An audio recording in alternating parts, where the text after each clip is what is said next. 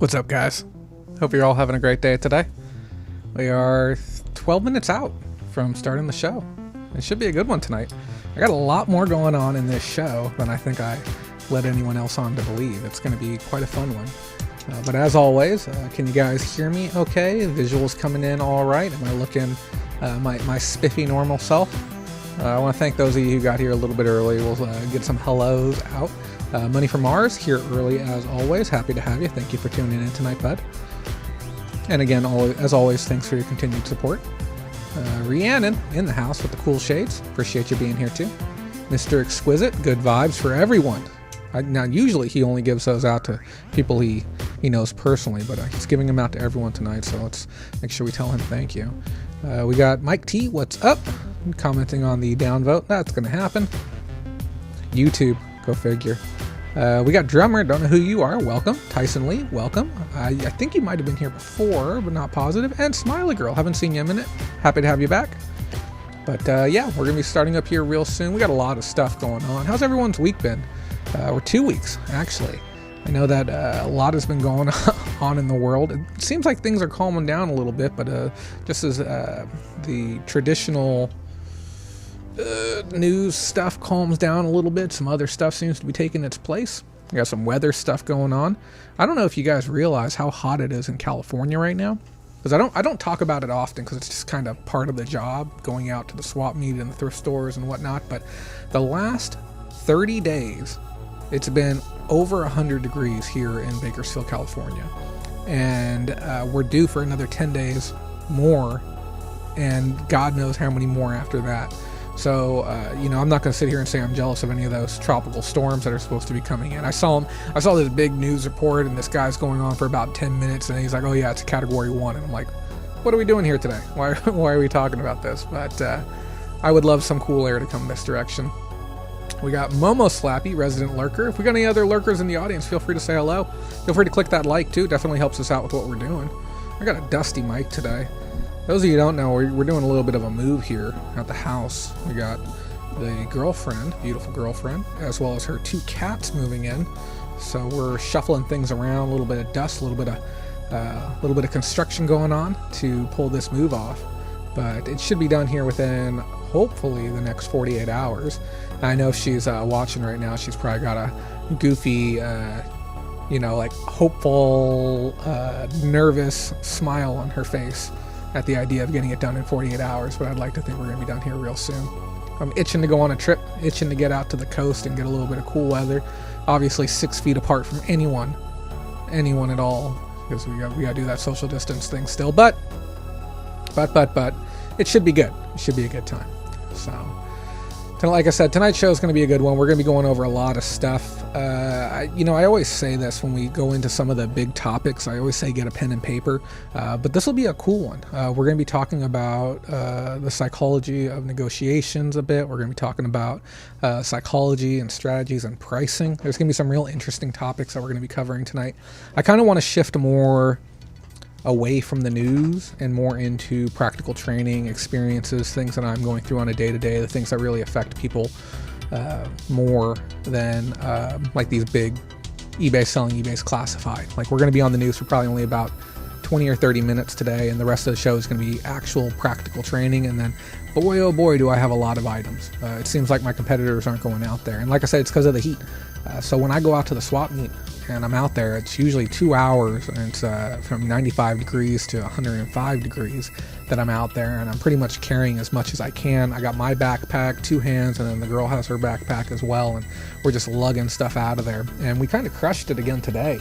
I don't know how much I'm going to be showing you today, because we have the last week's worth of items, which I've already photographed and listed, and we had an item sell. I kind of feel like a scumbag about it, but it's sold on Thursday, but we have 3-day handling, and I could have shipped it out on Friday with the rest of my orders, but I actually held on to it so I could show it to you guys, and it's going to be going out on Monday. I didn't even post about it online, but we got a couple of cool items that are already sold. Good money too. You're going to be a little bit surprised on that one. And we'll probably do a little bit of follow-up on some of last week's items. And then, so we got 2 full bins already. And then I got another bin and another bag off to the side of stuff that we got today. So I may just run through all of it just so I don't feel guilty about getting it listed, and then go out next week and get some more stuff. That's probably what we'll do, 2 weeks worth of items. You guys seem to like the pickups. I don't know what it is, the numbers seem to be a little bit higher as of late. Guys, this is a great time for Q&A. If you have any questions, reseller related, I know there's a lot going on. You know, we got everything going on with managed payments. We got everything going on with the new fee structure, which we're going to be talking about today as well. But if you have questions, now's a good time to ask them. But again, I hope everyone's having a good week. Everyone's making those bucks.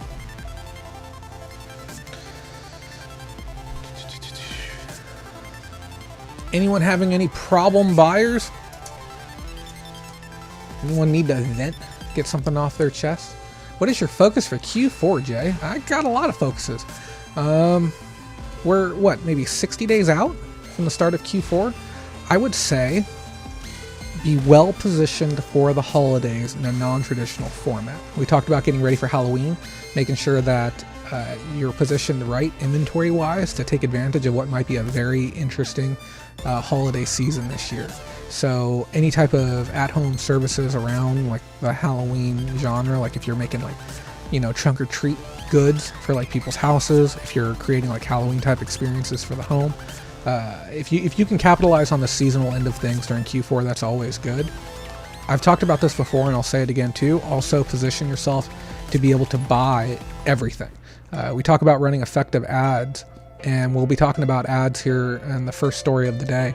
But running really effective ads through the holidays is probably going to be one of the smartest things you can do, because people desperately need money. And I'm not just referring to COVID. That's you know, not even a factor when it comes into Q4. I'm talking simply because it's the holidays and people are really stupid with money.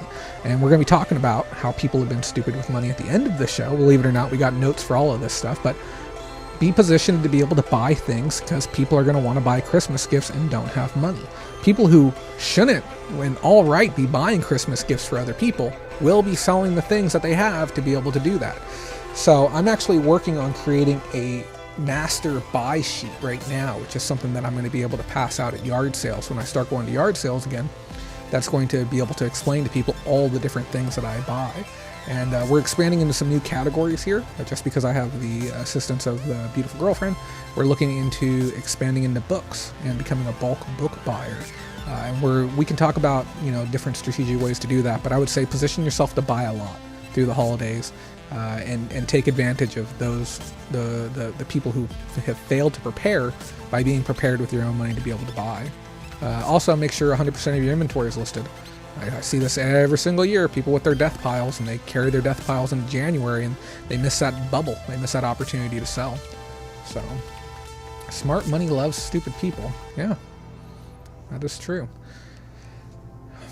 You got to put your money to work for you. You know, we're going to be talking about later, money begets money. And that's it's a really important concept that I think a lot of people are missing out on right now.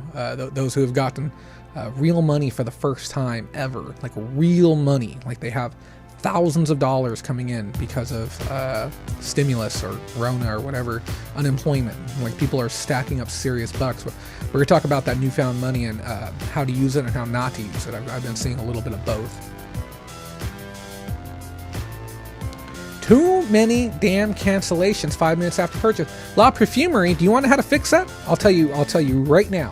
This is going to blow your mind, okay? Ship the item. Throw it in the envelope and ship it out. And if eBay won't provide you with the shipping label, go straight to Pirate Ship and pull that shipping information, generate the label, and then add the tracking number to the order. I do not, under any circumstances, allow people to cancel their orders anymore. Until I can get a full refund on final value fees and I can get a full refund on the transaction fees, I will not be allowing cancellations. I've shipped out probably 3 cancellations this week.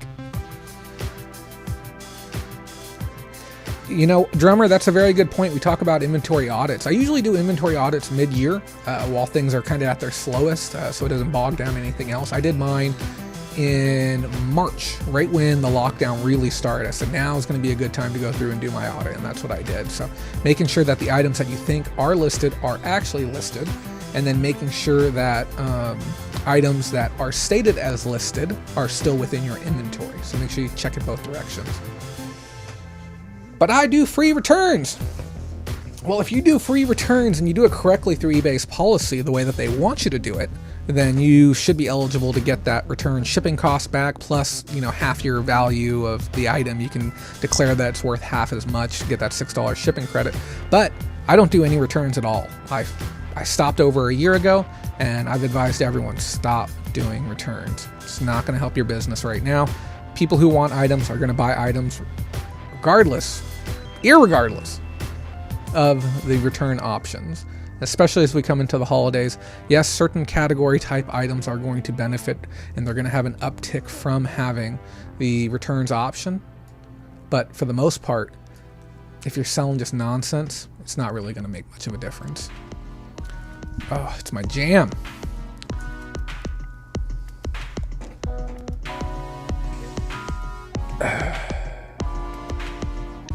Drummer, do I know who you are personally? We got some people that I've talked to this week and I've asked them to tune in. So if you're one of those people watching for the first time this week, let me know. I'd love to give you a personal hello.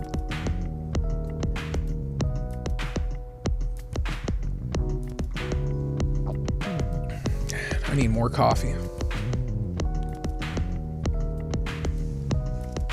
This is probably one of the best personal purchases I've made in a long time.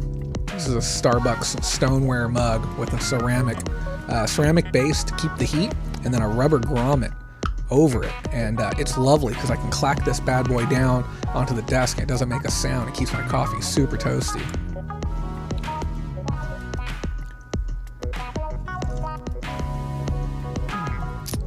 eBay top seller discount. That goes right away if you don't do free returns. I don't believe it's contingent on that. Let me double check really quick.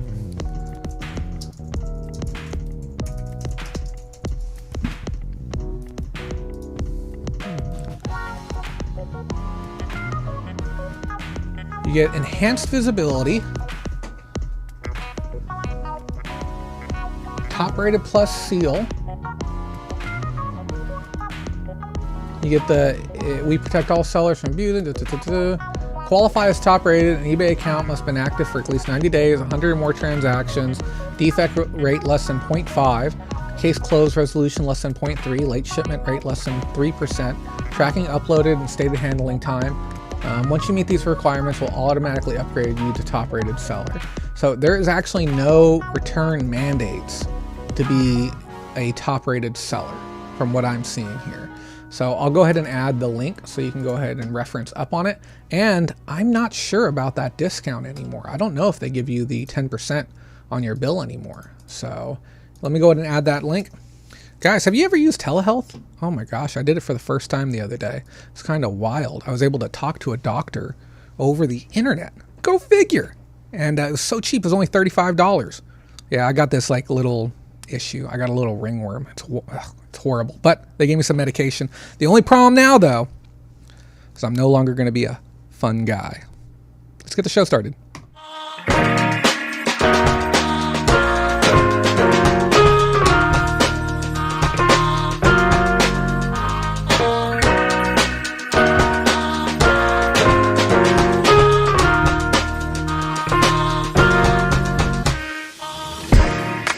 What is going on, guys? Jay Kraft here with the Facebook group All Around Pickers Lounge, coming at you live again from beautiful Bakersfield, California. Well, it's not too beautiful. It's about 100 degrees plus again. It has been for 30 days and another 10 days more from the looks of it. But we have a wonderful show in store for you today, and I promise you, this is just like what we do on Amazon. We undersell and we over-deliver. We got a lot going on. We're going to talk about eBay selling its classified brand and what that means for us. Not a whole heck of a lot. Updates to eBay's insertion fees and some of the changes that you need to know and whether or not it's actually worth it for you to really care right now. Managed payments penalties, and if they're still on the way, if you've been affected, if you haven't, we're going to talk about some of the things that people are doing to try and mitigate the problems that they're having with that. And we're going to have a master class at the end of the show on offers to buyers. And what is a master class? A master class for me is when I take a very, very small discussion point, like something like offers to buyer, and we're going to tear apart every single bit of information about it so that you can be an absolute master when it comes to sending those offers. Because if you're sitting there saying, oh, I just go through and I blast them out, I just fill them out and send them out, I'll tell you right now, you're leaving money on the table. I did over $1,000 in additional revenue this last week strictly because of offers to buyers and doing them effectively. And I'm going to share with you some of the little known psychological things that you can do with both the message and psychological pricing to increase your conversion rates with offers to buyers. And I know if that sounds nutty, it's because nobody talks about these things, but that's why I'm here. Thank you so much to everyone for taking the time to be here today. I appreciate everyone here who is here early. We were having this interesting discussion going on just a moment ago in our pre-roll show. If those of you who don't watch it, we'd love it if you tuned in for that as well. We were talking about free returns. We're talking about offers to buyers. We're talking about top rated and top rated plus. Now, top rated gets you in that increased visibility on the site. It's supposed to improve your rank on your items. Now, if you're selling a lot of things that are mass market goods, you're selling things like pill boxes, okay? You're selling tape guns, okay? If you're selling mass market goods, that top rated can be very important for you to give you a competitive edge. Now, it was also mentioned here about your final value fee discount, that 10% discount that you get on your monthly bill. That's only on your top rated plus listings. Now, top rated plus, a lot of people have this confused, is not something that you earn as a seller as a whole. No seller is top rated plus. Only specific listings which have met the criteria are eligible to be top rated plus. So you yourself can be a top rated seller. You can have 1,000 listings up, but maybe only 10% of your listings qualify as top rated plus based on the specific settings in regards to return, handling time, and other factors that would make those listings eligible for the discount. We've had this long-running debate back and forth over whether or not having returns on is something you should do. And I've gone back and forth many a times because, I'll be honest, just like with, that whole pandemic thing we're dealing with, as new information comes along and we understand the numbers and the specifics and everything else that's going on, sometimes we have to change our perception of what we need to do moving forward, so to speak. So for me, I'm looking at the situation right now, and returns is not worth it for me. I don't have returns on at all, but in the past I have had it. People are dealing with uptick in cancellations. I don't allow cancellations. You want to cancel an item on me? Guess what? It's packed up, it's in the mail, and it's coming to you. And some people think that's a little bit callous, but my job is to sell. Your job is to buy. Okay? I'm not putting a gun to anyone's head and forcing them to click to commit to buy and then make that decision, and then 5 minutes later they change their mind. That's tough. I'm sorry. We're grown adults here. You're over the age of 18. If you want that item and you paid me the money for the item, guess what? In my mind, that item is sold, and it's going to be coming your direction fast. So again, thank you to everyone who was here this week. If you missed out on last week's show, we talked about enhanced local pickups and how eBay is making it easier to work locally with people to sell your items. We talked about PayPal and how they are changing the way that they're handling transactions moving forward. It was a big discussion on PayPal. If you watch nothing else, go back and watch our discussion about that PayPal. This was 2 weeks ago. You can just click on the videos tab on our channel to be able to see that. We talked about evolutions to the market and things to keep an eye on and off of through 2020. We touched base on the NASCAR, and then we touched base on the NFL situation. I remember telling people, Mr. Exquisite in particular, that the Redskins were going to be, having their little shuffle up, and it might be time to consider liquidating some of your goods or getting yourself positioned to be successful when it comes to liquidating those goods. And now they are the Washington football team. So that's an interim name for them. And guess what? There might be a subsect category. You can go online right now, and I believe the inventory is available. You can go to the official NFL websites and you can buy Washington football team merchandise. I don't know how many of you are interested in speculating on those items, but who knows? Maybe 40 years from now, it'll be a little funny blip in history and people are going to be interested in the Washington football team collectibles. I'll take a stack of sports cards, but I'm not going to hold on to a stack of jerseys. We also talked about managed payments, and this is going to be an ongoing thing. We're going to be talking about this every 2 weeks until the end of the year. And we talked about more item specifics coming to eBay. Go back and watch last week's show, guys. It was a good one. Okay. My comments are frozen. Here, let me get this fixed really quick because I don't want to miss anyone's comments. I do hope you're all having a good day. I hope the weather has been treating you well where you live also. Give me 1 second. I don't know why. I can see your comment on one screen, but I can't see it on the other. Give me 1 second. Let me just pop out a new window really quick because I don't want to miss anything.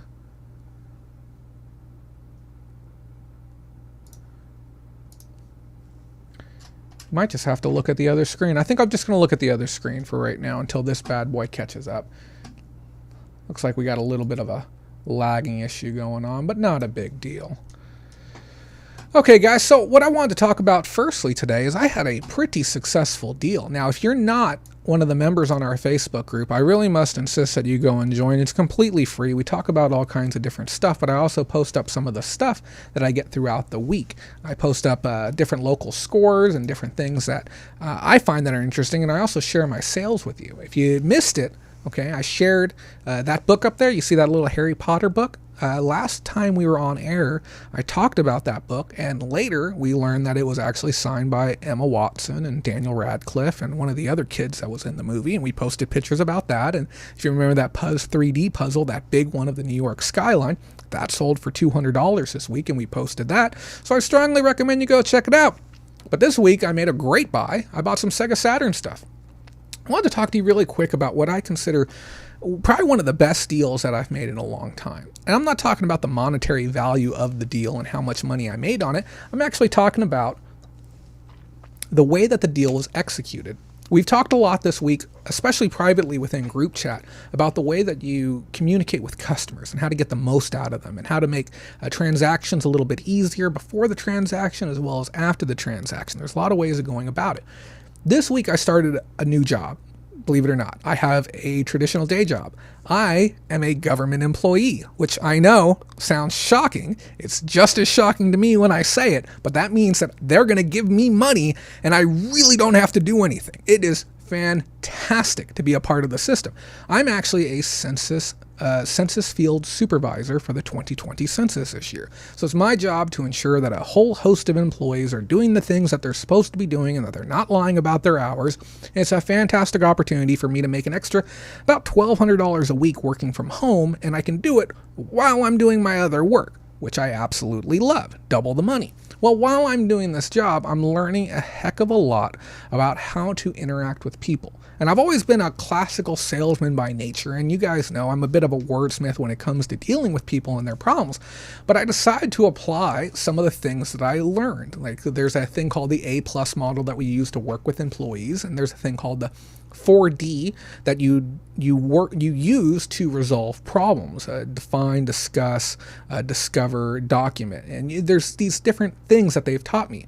And one of the things that they taught me that I thought was really fascinating was called a quick connect. And that's basically the way that they talk about building rapport with somebody when you're at someone's door and you're trying to gather census information. So my division, what we do is called NARFU, which is non-response follow-up.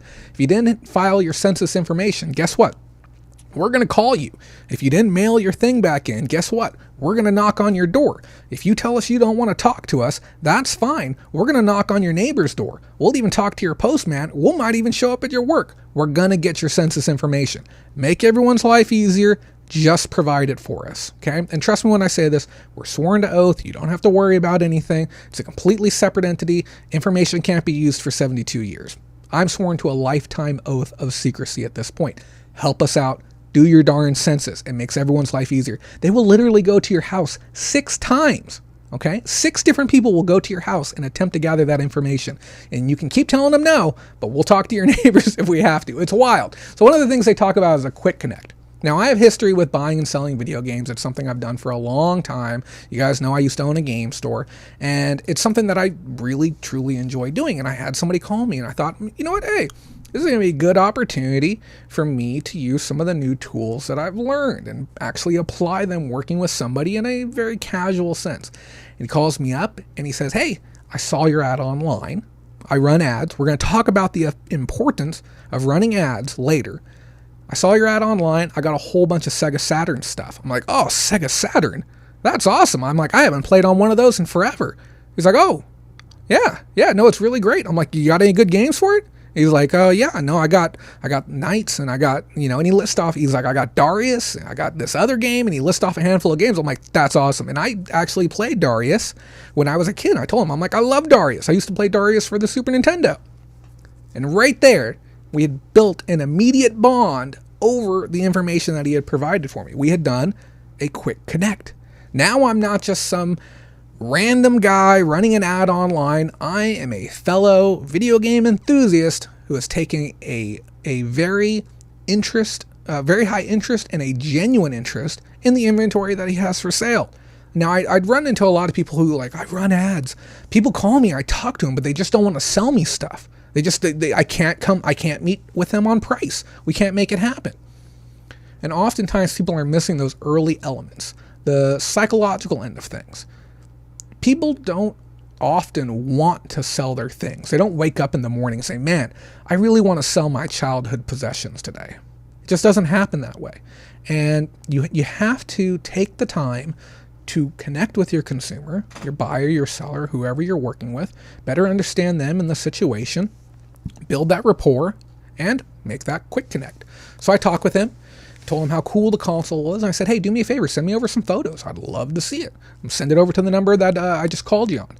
And 15 minutes passes, doesn't send anything. I send him another one. I send him a text message. I'm going to say, hey, this is the number you can text it to. Just make sure all the games are inside of the cases before you send them. I don't want to see a case you don't have the game for. And he sends me over this image, and I'm just sitting there. I'm like, whoa, that's really interesting. Because I'm looking at the image, and I look up one of the games. It's Shining Wisdom for the Sega Saturn. It is a $300 game.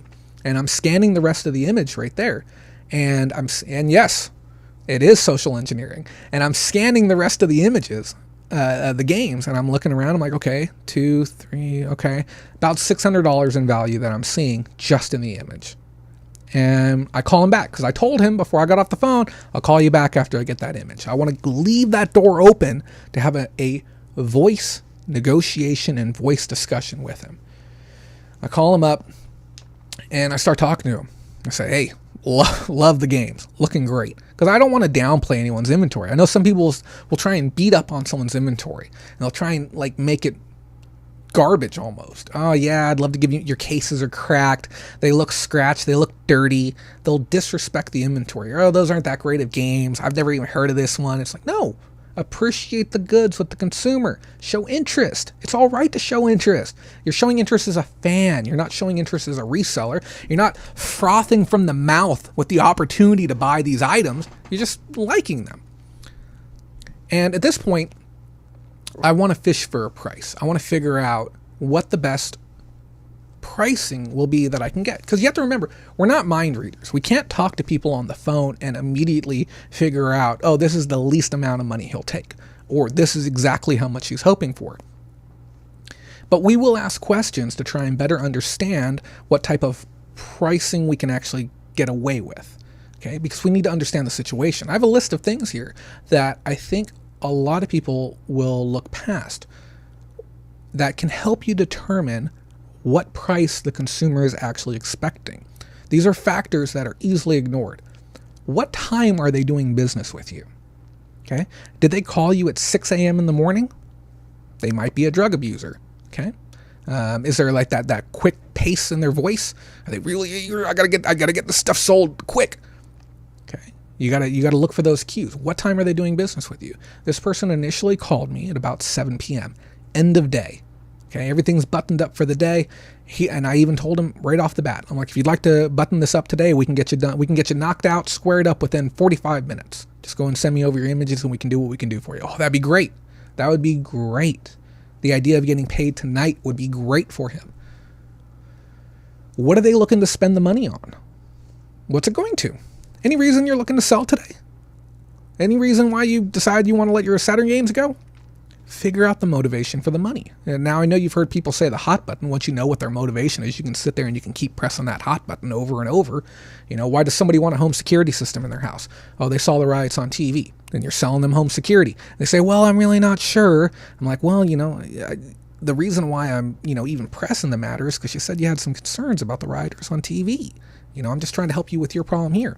Somebody's looking to sell their goods and say, well, I got to be able to raise money to get that bus ticket to get out of town this weekend. Be like, hey, I understand you got items you want to sell. I just want to be able to help you get that bus ticket you want. Okay. Understand their motivation and what they're looking to spend that money on. What part of town do they live in? Do they live in a predominantly wealthy area or a predominantly poor area? That's going to help you better understand their need for money. If I'm looking at a lot of $5,000 worth of inventory and it's coming from the Bluffs, okay, remember all those Dymo printers I had? I had 15 Dymo printers and about 20 Road Warrior 3s. Those Dymo printers, brand new in the box, I paid an average of like $15 a piece for. Brand new Dymo 450s. Okay, this guy just wanted them gone. And this guy's house is worth more than my entire net worth as a whole. So understanding where they live can affect your buy rate. How did they get the items? Is it something that they've owned forever? Did they just find it in a storage unit? Are they emotionally attached to the goods? Did an ex-boyfriend leave it? Do they have the legal rights to buy and sell the item? How old is the person you're working with? Okay, if somebody's 80 and somebody's 16, are you going to do the deal the same way? Is the value of money going to be perceived the same way? Do they speak well? Do they have good command over the English language? Their level of education could have an influence on how much money you're willing to offer the person. And I know that sounds horrid, but margins matter. If you can squeeze an extra 10 or 20% out of every single deal you do, that's a lot of money at the end of the year. Is there urgency in their voice? Do they need to get the product out the door right now? Now, those are just a handful of the things that I look for and I consider when I'm doing a deal with somebody. And I would say you should probably think about these things when you're doing business with people, especially when you're running local ads. He did not want to tell me how much he wanted, and I fished, and I always fish. And you guys know this. I'll say, I never like to give out the first price, ever. How much were you hoping to get? Oh, I really don't know. I'm not, not 100% positive. Everyone knows. Before you picked up the phone and you called somebody, you probably looked at your pile of stuff and you said, man, I'd really like to get blank amount. How much were you hoping to get? I'm just not sure. I don't even know. I don't even know what to say. I'm really don't know. Okay. And this puts you in an awkward spot because you have to now hand over that power. You have to give up a little bit because you're not just going to sit there. If it's a great item, if it's a really great item, if you have, $500+ to make, guess what? They got you.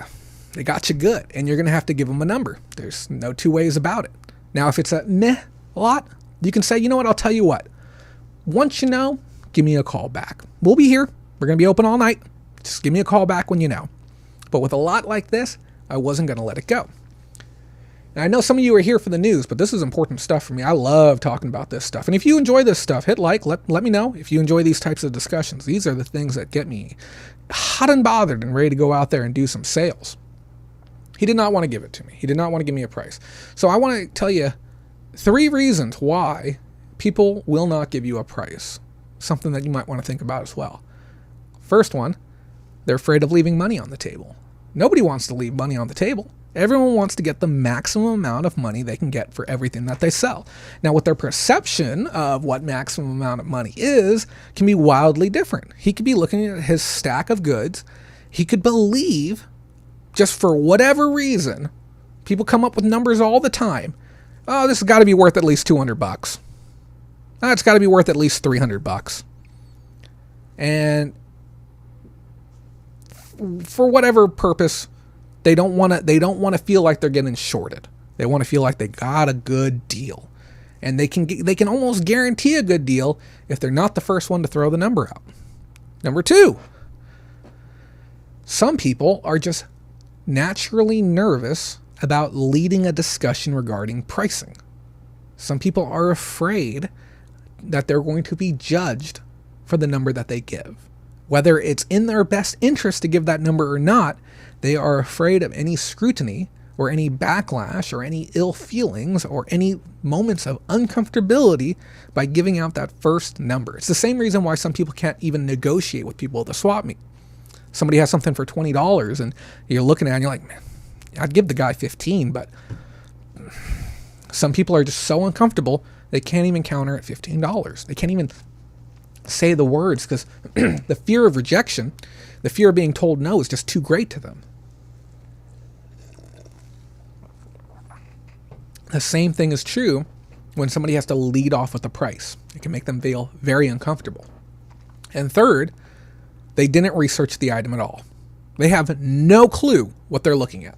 None whatsoever. No, not even the foggiest idea of what their item is worth. But all they know is in their heart of heart what they're willing to let it go for, what they're willing to walk for. Everyone has that number, you know. So I'm looking at the pile of stuff. We got maybe 20 games here.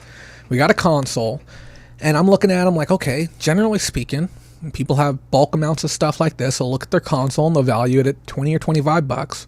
And I was looking at the stack of games, and usually they expect at least $5 a game. It's just the mentality of consumers. And I'm like, that's about $125. It's probably what he's expecting to get.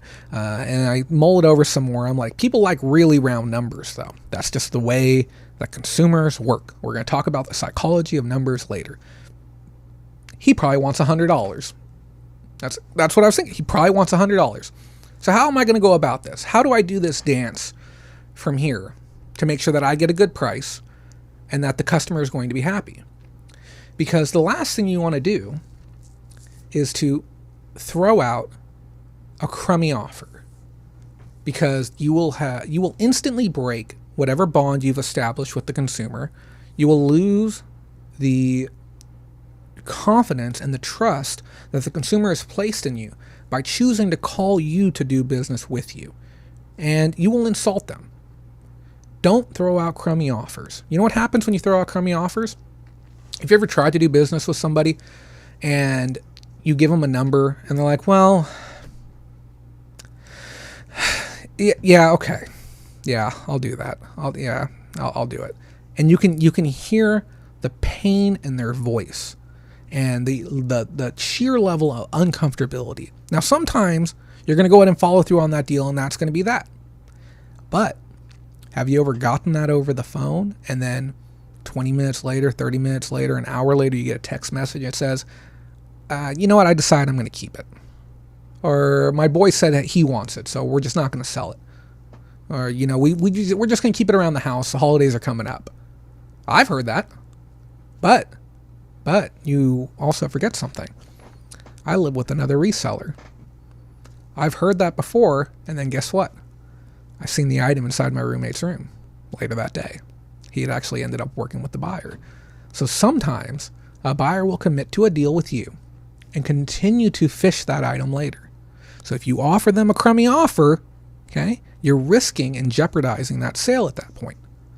So I know in my heart of heart, this guy probably wants $100. What's a great number that I can offer him that's nice, rounded, substantive, quality value for him?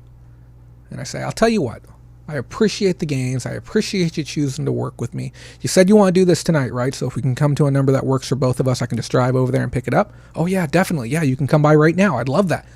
We're right there on that edge. I'll tell you what, let me give you $80. Okay.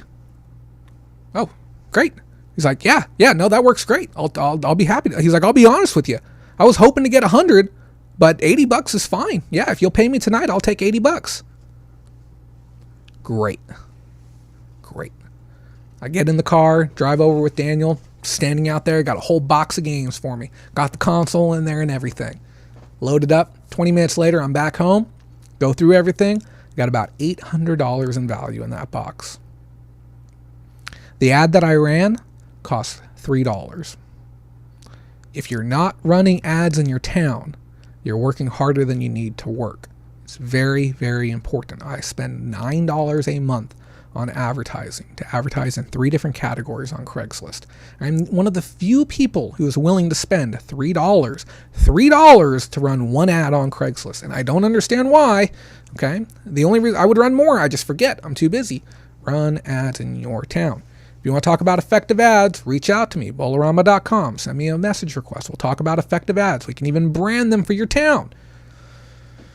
I know we talked about doing a class before, and I want you to know that this is some of the stuff that I really want to elaborate on in a class. The reason why I haven't flushed it out fully is because to do a 6 to 8 hour class, I would have to charge about $100. No BS. Okay. And based on where we've been at with Patreon, it doesn't feel to me that enough people would want to engage in a long form class with me about some advanced techniques for branding, marketing, and advertising, as well as negotiations and sales tactics. If you are genuinely interested in those classes and you would be willing to pony up $100, okay, let me know in the comments. And if enough people are interested, I'll work hard and get it put together. I want to buy a giant dry erase board. I want to get the camera set up downstairs. I really want to make a full-fledged production piece. Okay, but yeah, if you're interested, let me know. Hillbilly Picker. Jay, I remember you and I negotiating on some games years ago. I think you worked some of those strategies on me. I guarantee you I did. And I've been doing the same thing, rinse, wash, and repeat for years. I don't know what games I bought off you, but I'll tell you what, if you tell me what games you sold me, I'll remember the deal, and I might even remember what I was willing to pay and what I ended up actually paying.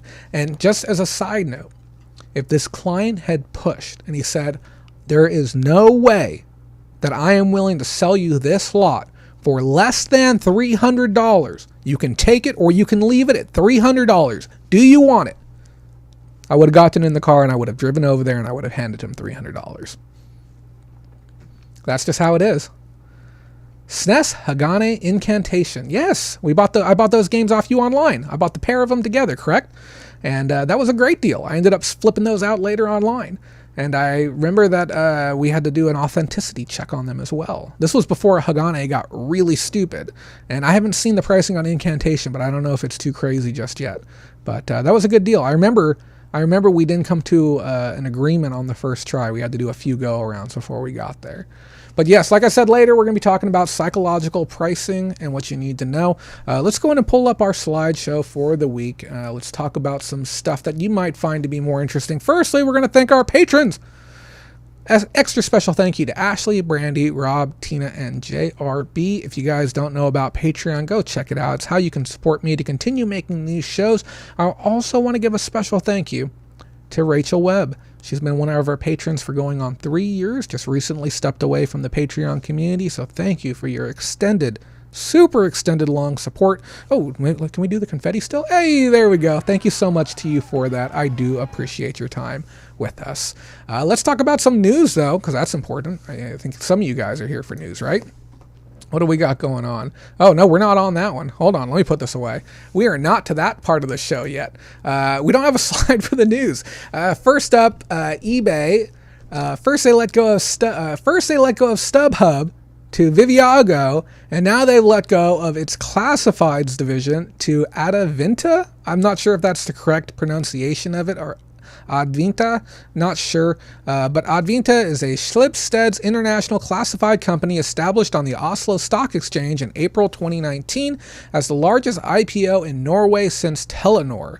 Adevinta wholly or partly owns the following companies: Lebacoin.fr, Schibsted Spain, OLX Brazil, Spock, as well as marketplaces in Mexico, Chile, Belarus, Colombia, Dominican Republic, Morocco, and Tunisia. eBay now owns 44% of Adevinta and a 33% voting stake, and the marketplaces, in my opinion, could have been part of the reason why they chose to do business with this brand over some of the other ones who are competing for it. Now, a lot of people do believe that this was on the heels of the pressure of activist investors, Starboard, as well, what was the other one? Elliott Management, who have been pressuring eBay to separate from their classifieds division and focus wholly on their primary company, the eBay buy and sell platform. So they got rid of StubHub, cut that away, got rid of eBay Classified, cut that away, and this was after they got rid of PayPal. You guys remember when that happened. Still think that was a dumb decision.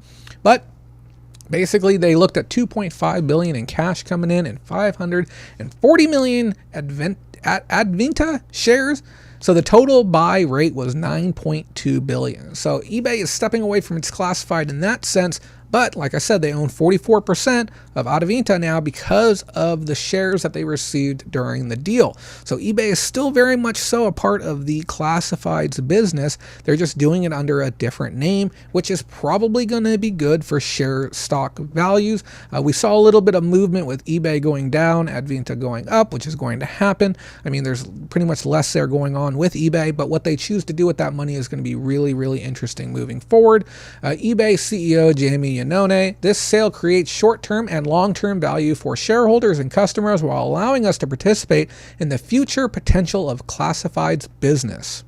Good for them. Good for them.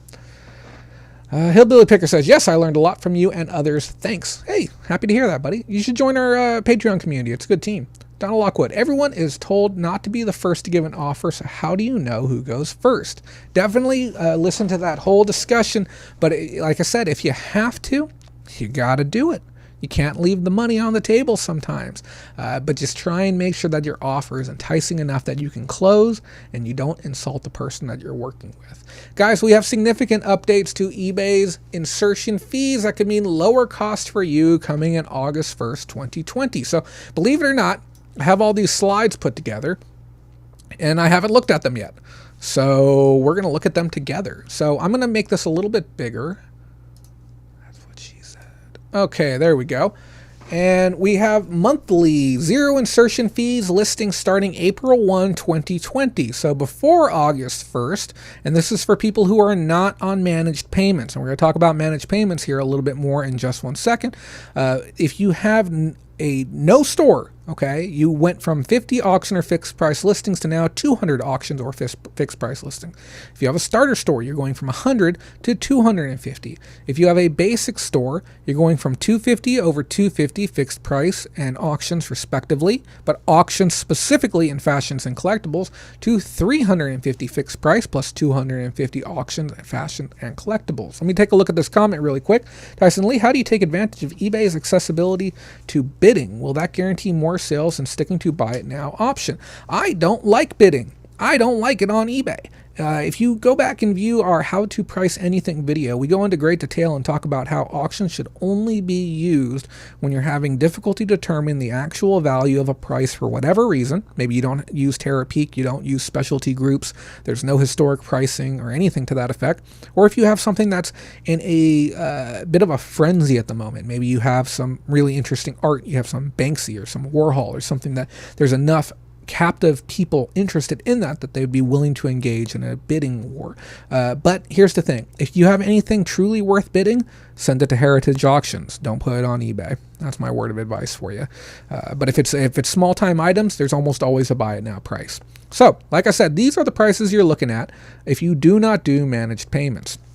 Now, if we scooch on to the next one, we're going to be looking at the bonus that you get if you are on managed payments. Let me make this screen a little bit bigger. Is everyone able to read that all right? Because if you're not able to read that, let me know. Man, my hair today. This is what happens when you have to get a pandemic haircut. They just get you in and out. Did you see what they're doing? They're cutting people's hair outside. It's like 105 degrees. They're just sitting out there getting a haircut. It's the most ridiculous thing I've ever seen. A bonus for managed payment switchers. Our switchers out there. Nobody wants to be a switch. So we got our basic, premium, anchor, and enterprise store this time.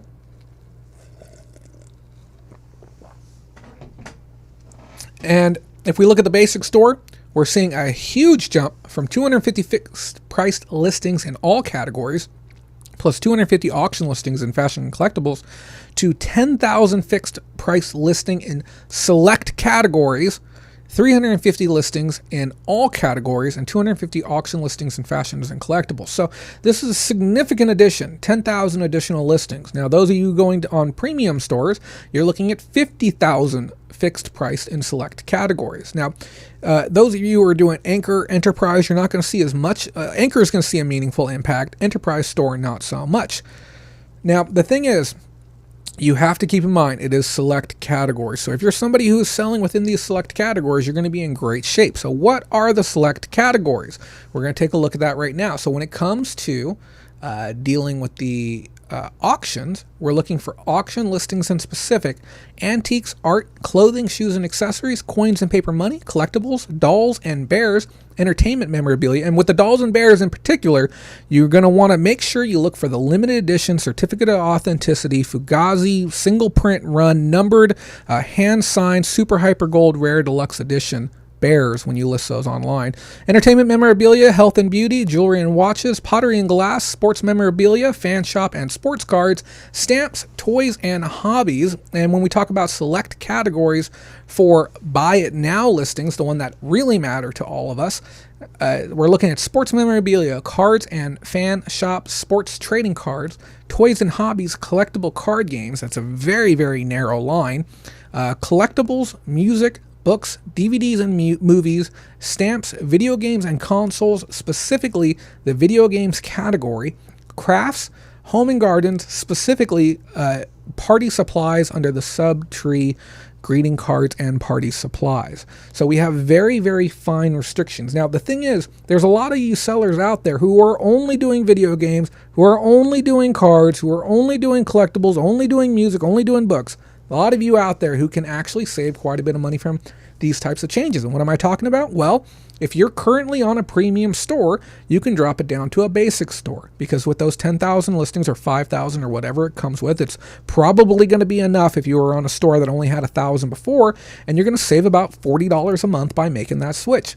It's a pretty good amount of value. But the thing is, don't forget that if you are on the discounted rate, if you're not paying $79.99 a month, you're paying $59.99 a month for that premium store. If you do make a switch, you will be subject to paying back the full discount amount for the entire time you've had it. So if you've been on it for 10 months, they're going to ask you for $200 if you try and cancel early. So as your cycle's coming to a close, you may have to go without a store for a month, but I would downgrade and then wait for these new pricings to come into play. And again, remember, managed payments versus not managed payments. It's important to understand what side you're on, because the amount of benefits is going to vary. Now, there are some additional details that you all need to know as well. Important to note, this may cause a bit of competition with prices getting run to the bottom. I would say that managed payments could cause more prices to get run to the bottom than anything else. Now, if you don't mind me asking, Darren, could you tell me in what context do you mean that you feel that these fee structure changes could cause a run to the bottom? Because I could see managed payments doing that as people start fearing that their stores are going to get locked out. But if you have more context, I'd love to know.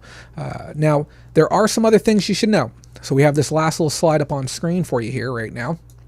It says, if you are a private seller, you'll only receive zero insertion fees in the country or of your registered address. For example, if you have a registered address in the United States, you'll only receive zero insertion fee listings on the U.S. site, ebay.com.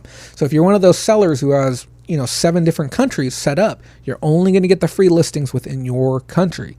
You can add up to 12 pictures per listing for free. All existing selling limits to your account, as well as category and item limits, still apply and may prevent you from creating the maximum number of listings associated with your eBay store subscription. So just because eBay says you can have up to 50,000 listings, if your account is still a very youthful account, that means that you're only going to be able to list up to that amount that you've been authorized. Some people it's 500, some people it's 5,000.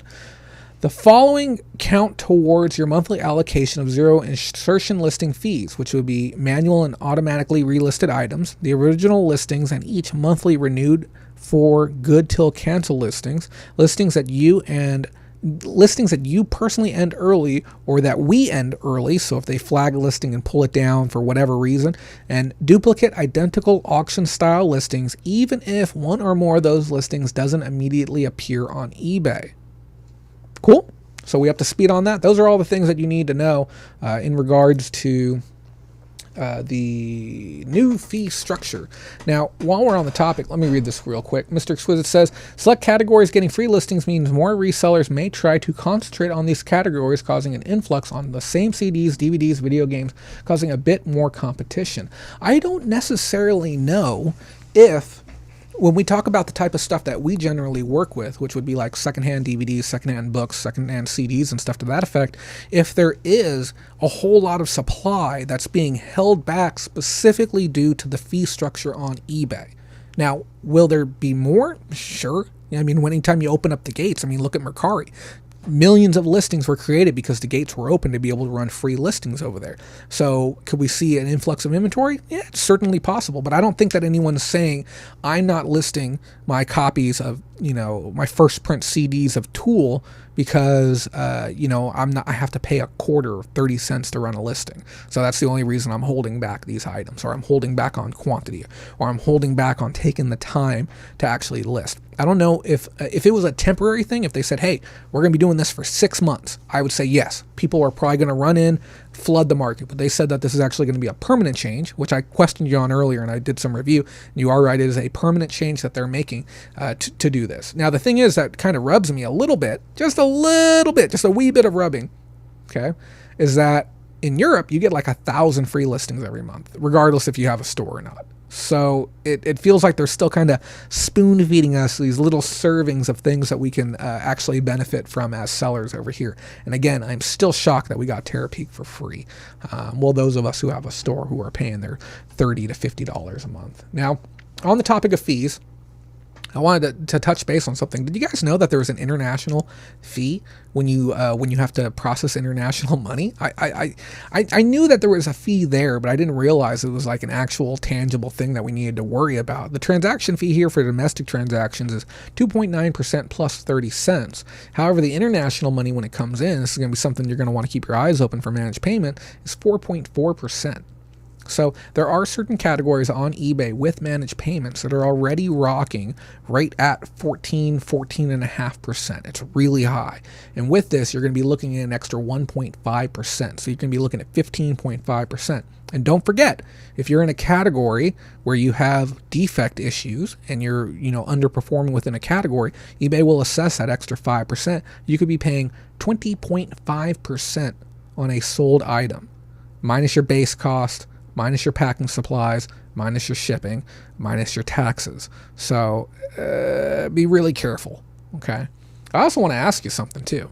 I know so many people were talking about this. We talked about this mass exodus of eBay.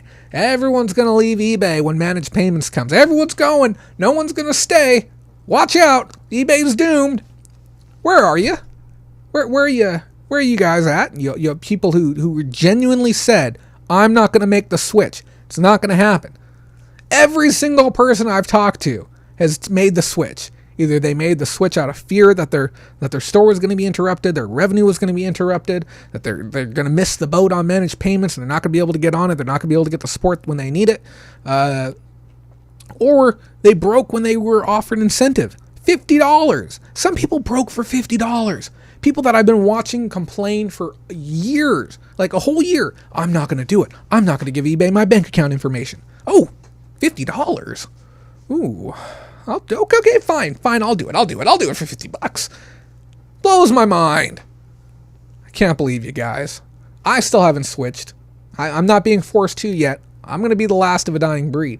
Now, the thing is, I had talked with some people, and they said no penalties. I haven't had any issues. I've still been able to list. I've been able to get my items online. No problem. My deadline was July 15th. But today, talk with somebody who's not able to list. They haven't been able to list for 5 days now, which I found to be surprising. So the impact took 6 days for the impact to make its way onto their account to where they're not able to list. They found a really interesting workaround, though. Really slick workaround. And they are relisting completed items and then completely changing the listing. It's genius, absolute genius. So they take a completed listing, click relist, change the title, change the category, change the photos, change the description, change the price, run it. Because you can still relist listings. Don't know why. But here's another little thing. Here's a thing that you guys might want to know. You guys want a fun workaround? Okay. You give you 10,000 listings, right? Make 10,000 blank listings. I mean, you can do it in bulk. You can bulk create 10,000 listings and just have them be blank. Have them all there and list them. Run them in the collectibles category. Have nothing in them. Just absolute nothing. And just run them up. And just make them all $1. And as soon as you want to run some more items, just revise listings. You could probably do that till the end of the year. Now, eBay actually changed their stance. as far as when the timeline is going to be. And we've talked about this before. We said, the goalpost keeps getting put further and further back. And we had this discussion right after eBay opened, and they said, like most sellers are going to be, seeing this happen by the middle of the year, which is right now. This is when it was all supposed to be done. Most people were supposed to be on managed payments. But eBay isn't talking about how many people have actually been switched over yet. They've been very close to the chest about how many people are actually signed up and rocking and rolling on it. Now, what I've heard historically was that it was going to be done by the end of this year. But eBay just cranked out a new video on their eBay for Business, and it said, and I quote, most sellers will be on managed payments by the end of 2020. So I don't know what most means. I guess 51%. I know what most means, but eBay's interpretation of what most is. So there's a chance a lot of us might not be on it until next year. The next deadline that I saw was the middle of August. If you have received an email or a notification or anything with a new date on it other than July 15th, please let us know in the comments. We'd like to know what eBay is up to and when they're expecting Wave 2 to be onboarded by. I will say that Wave 1 is an absolute hot mess. People who have had issues with information not matching, names, addresses, banks, whatever, not matching up properly, that's been a big thing. But the callback time has ranged from some people saying 3 days to 3 hours as far as how long it takes for them to be able to get the assistance that they need to finish their migration over. And also, still no follow-up from eBay as far as why some people are receiving the incentive and some people aren't. But I'll tell you, that's going to make it a lot worse for them on Wave 2 when people know, hey, I just have to wait long enough and then they'll give me money to switch over. Kind of dumb, but that's how it is. So guys, we're going to talk about offers to buyers. I want to take a brief moment, drink a little bit of water, and then give you an opportunity to ask any questions that you might have. Again, hello to all the new people that are here for the first time. If you haven't joined our Facebook community group, please do. If you'd like some information regarding our Patreon, so you can sign up and help keep our show going, by all means, please do. And if you'd like to give a one-time donation, just a thank you for the show today, feel free to click on that super chat button, and you can donate anything from $1 all the way up. I think the biggest one we've ever gotten is like $101. So whatever you'd like to give, it's truly appreciated. We're going to start our masterclass on offers to buyers. It's going to be a long-form discussion, just like I did earlier, in regards to executing on what I consider to be a perfect deal.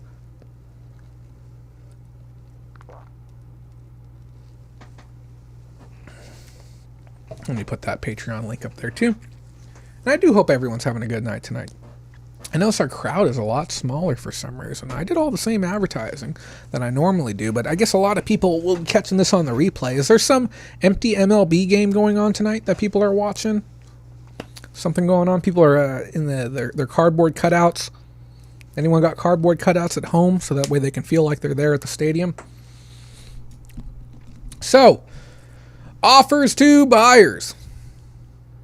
I hope you're ready. Hey, let me actually record this. I'm going to record a separate video really quick. See if my computer can handle this.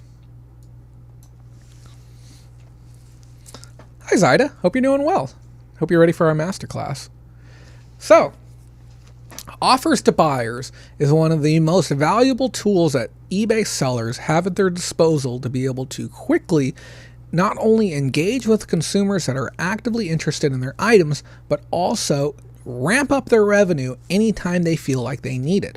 Offers to buyers is a tool that allows you to send an outbound offer to consumers who are watching your items, or consumers who have watched or viewed your items multiple times within a certain amount of time. Now, by default, all eBay sellers are opted in, or all eBay buyers are opted in to receive offers from people who have items on the site that they've gone and viewed. People have to literally go out of their way to deselect that option. And by sending these offers, you get an opportunity to say, hey, I've got a $40 widget for sale. I'm willing to sell it to you for $30 today. Are you interested in it? And the concept is very, very simple on the surface level. We're just sending these numbers out to people and we're hoping that they buy, and then we're just doing that. but I can promise you there's a lot more that can go into it to truly increase your conversion numbers, and in a very surprising way. And oftentimes people will have 100 to 500 items that are eligible to send offers out. It can be a whole afternoon project. It took me about 3 hours to get all of my offers out. And we're going to talk about some of the things that I do to increase my chances of converting a would-be watcher or a actual watcher into a would-be buyer, and the psychology behind what I'm doing, and the little extra tips that you can do to really help yourself out.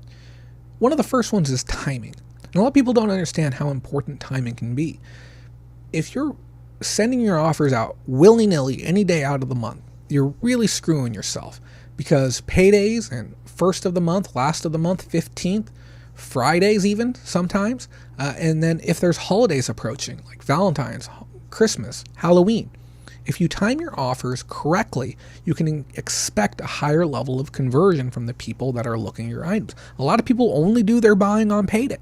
If you get your offer out to a person at 6 p.m. on payday and they have the money in their account, okay, and they were thinking about getting it, and a lot of times he'll say, I'll get it next time I get paid. And you present them with an offer the moment that they get paid, do you think you're going to have a better chance of selling to them? Okay, if you're sending out offers, if you're somebody who specializes in a certain type of seasonal type product and you're focusing in on those seasonal products, if you send out those offers strategically right when that season approaches, do you think you're going to do better? And I know what you're thinking. You're like, well, I just send out offers anytime throughout the year. It doesn't really matter.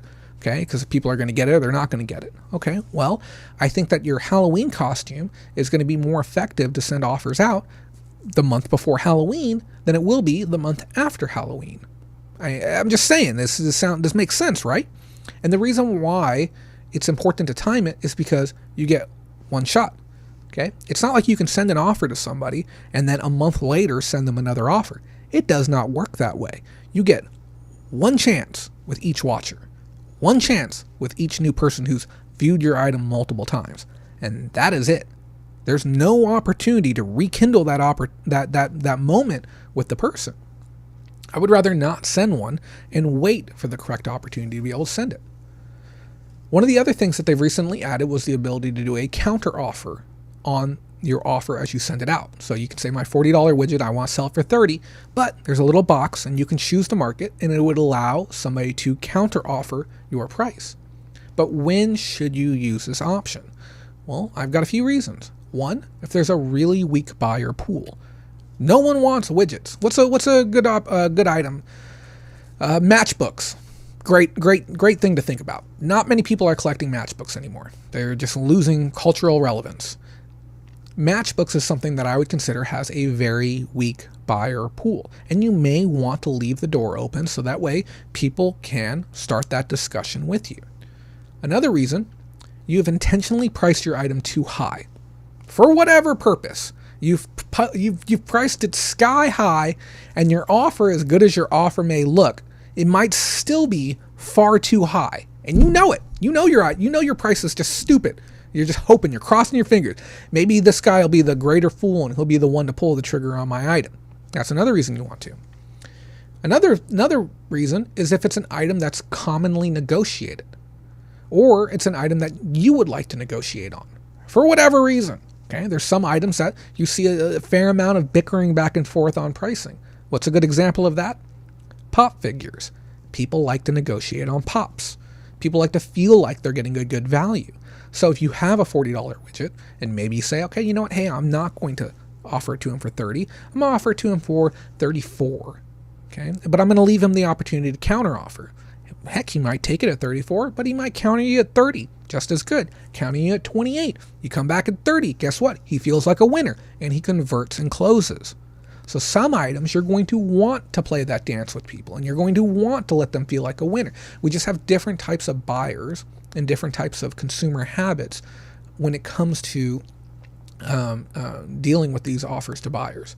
Another purpose for that is if you have an undefined item value.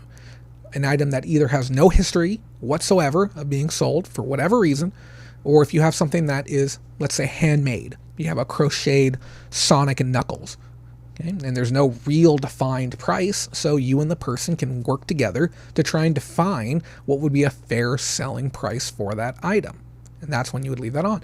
And another one, and the last one, is long tail items. When you have an item that's been on eBay for 1,000 days plus, and now you have this genuine fear the item might not ever sell. So you go ahead and click that box, and you're clicking that box as you're saying, I'll sell it at any price. I want it gone. Okay, he can give me shipping plus $1, and I'll take it because I want it out the door, and I'm losing money on fees. You know, an item that's been on eBay for 3 years is going to cost you $10.50, give or take, depending on your store level. Okay, and you're paying for it, and your fees work out the same way, but it's going to cost you about $10 to leave it up there for 3 years. Sometimes it's just better to get them out the dang door. So my experience with it, like I said, I did about $1,000 within a 7-day period, and most of it all happened within the first 48 hours. I had about $750 in sales across a plethora of different items. Now, one of the things we want to talk about too, about why this was so effective for me, and again, if you have any questions, feel free to interject and ask them, is pricing strategy. Pricing strategy is very, very important. I see some people doing their offers to buyers and they're selecting the percentage option. You can either choose percentage off or you can choose price. Don't ever, ever, ever choose percentage off. If you're doing percentage off, this is the whole reason why offers to buyers is not effectively working for you. Percentage off leaves you with goofy, stupid looking numbers for your pricing. And I know why you're thinking, like, why do rounded numbers matter? Why do pretty numbers matter? Why do aesthetically nice looking numbers matter? It's a thing called psychological pricing. And this is something that you may have heard about before, also known as charm pricing or end pricing.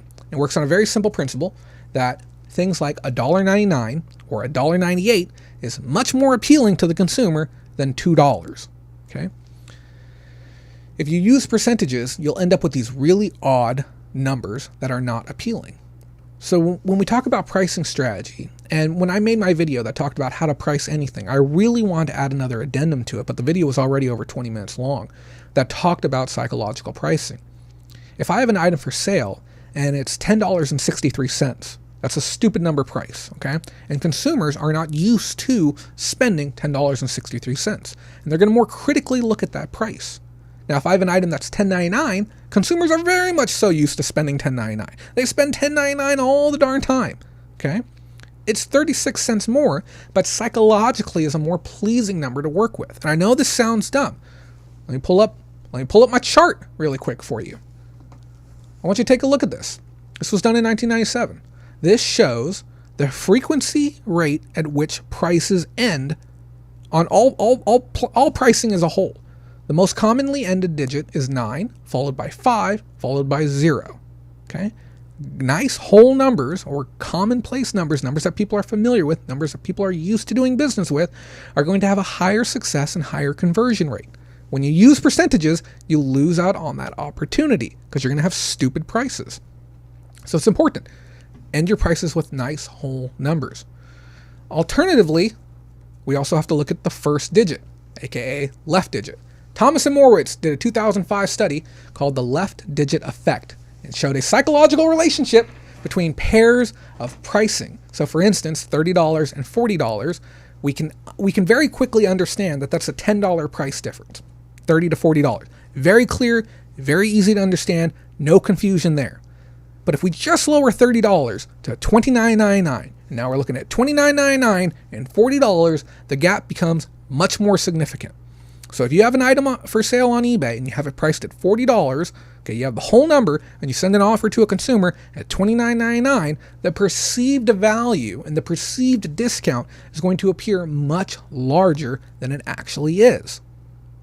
Now, if you had just said, oh, I'm just going to mark it 25% off, and the person receives a $30 offer, $30, that left digit, and that bias that we have for that left digit, the amount of weight that we give it, may change their mind and may make them not want to do it. But spending about $20-ish opposed to spending a guaranteed $30, that perception can be really, really important. Now, I understand we live in a day and age of taxes, sure, okay, but taxes aren't displayed on that screen, they're displayed at checkout. So a person's mindset and their psychology and what they're going through in that process while they're choosing whether or not to commit to that buy, they're looking at that digit, those numbers right then and there. This is essentially a way to use what's been ingrained in all humans, the retail manipulation of consumer buying habits to your advantage. Left digit anchoring goes hand in hand with right digit perception. So if you have your $1.99, it's not close to $2 for some reason mentally in our heads. We haven't broken that threshold. Think about at a gas station, okay? We don't talk about like, oh my God, I can't believe gas passed $2.90 a gallon. We don't talk about that, and those of you on the East Coast think that's a bonkers number, but we talk about when gas breaks $3 a gallon. We can live with $2.95. We can live with $2.98. We can live with $2.99. $3.01? Are you out of your mind? And people lose their gourds once we break that pricing plane, so to speak. Now, you'll even see brands do this as well. They'll try and maintain their whole pricing. Think of things like Doritos, for instance. Okay, $3.29 a bag, $3.49 a bag, $3.79 a bag, depending on your region. But what you may have noticed, and I can assure you as a man who enjoys Doritos, Cheetos, Fritos, Funyuns, and Lay's, that the quantity of chips inside of these bags has been diminishing year over year for the last decade. When I was a kid, I could spend 99 cents. Heaven forbid it was $1.09. I could spend 99 cents. I could get about 4.5 ounces of nacho cheese or Cool Ranch Doritos for 99 cents. And boy, oh boy, has inflation taken a darn toll on my chip eating habits. And what brands have done is they've strategically lowered the quantity of chips to be able to offer the same amount of value over time at that nice, whole, comfortable number we're familiar with. And when they do price increases, they don't increase it by a fixed amount, by like 15 cents, whatever the actual cost is. They aim for that next comfortable integer that consumers know. $1.29, $1.49, $1.79, until we get to a point where they can increase the quantity of goods and sometimes the pricing at the same time. So what do you see? You see these giant bags of chips, and they say party size, shareable, family size, and this is after we're getting to the tail end of that pricing adjustment, and then you'll see a price reset happen. Okay, and you'll see it happen quickly. You'll see them up now, brand new party size. Okay, but it's still smaller than the historic one, and then they'll run that price right back up to the 99. Do you always end your pricing with 99? For the most part. There are a few examples where 79, 89, 98, 95 can be a better scenario. So if I'm listing on eBay and I have a competitor, he has his price at $10.99. Okay? If I want to, I can be that penny under guy, but psychologically speaking, $10.89, it looks like a nice big gapping from $10.99. Or I might even go $10.95. It depends on what the swarm looks like. If $10.99 and $10.98 is already taken, I might go $10.89. If we have them run down, the cheapest one is $10.63. Okay, that's a stupid number. Okay, I'll probably go $10.49. It looks much better than $10.62 or $10.61 or $10.59. $10.49, a number that a lot of consumers can relate to and they can understand. We've spent these quantities of money before. It's a $10 bill in a couple of quarters. Okay, it's much easier for a consumer to digest that, so I will go after those numbers. So now you understand the importance of price psychology and the impact that it'll have on your offers to buyers. So, who is getting these offers? Remember, it's watchers and viewers who have viewed your items a few times, and you get that one chance with them. So, it's important to remember a poor offer is garbage, and I have to say that. Every now and then I get offers sent to me that'll say 5% off. I'm like, this is just stupid. Okay, it's a $75 item and you're giving me like $4 off, $3.50 off. Why are you even wasting my time sending me this offer? Do you think I am so on the fence that $4 is what's kept me watching your item for 2 years? It was $4. That's what you're doing. You're going to send me $4 off. Oh, thank you, sir. Thank you for your kindness and your generosity and your $4 off. And straight into the trash bin that offer goes. So you get that one chance. And if you send out a garbage offer, you'll never get that chance again. So now we have to talk about what I consider the most important segment on offers to buyers. That is something that I don't feel is covered often enough. And that is the message that you are sending to the buyer. Some people don't even send messages. They don't even do it.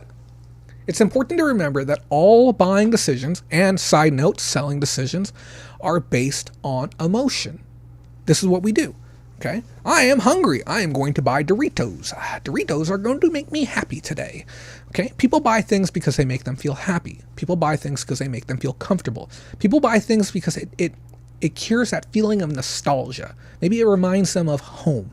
Maybe it reminds them of where they want to be. Maybe it inspires them. And maybe it makes them feel calm. People buy things based on a plethora of emotions. What emotions are you eliciting in the message that you're sending your consumer? Are you eliciting any emotions? When I get an offer and it does not have a message, I feel like that is a wasted opportunity. eBay has come to you and said, hey, check this out. We got this cool thing. You can contact somebody who likes your item, and we're going to give you an opportunity to sell it straight to them. And what you do, eBay is giving you this golden ticket. It's a golden ticket, okay? And what do? You send them, you're like, okay, here we go.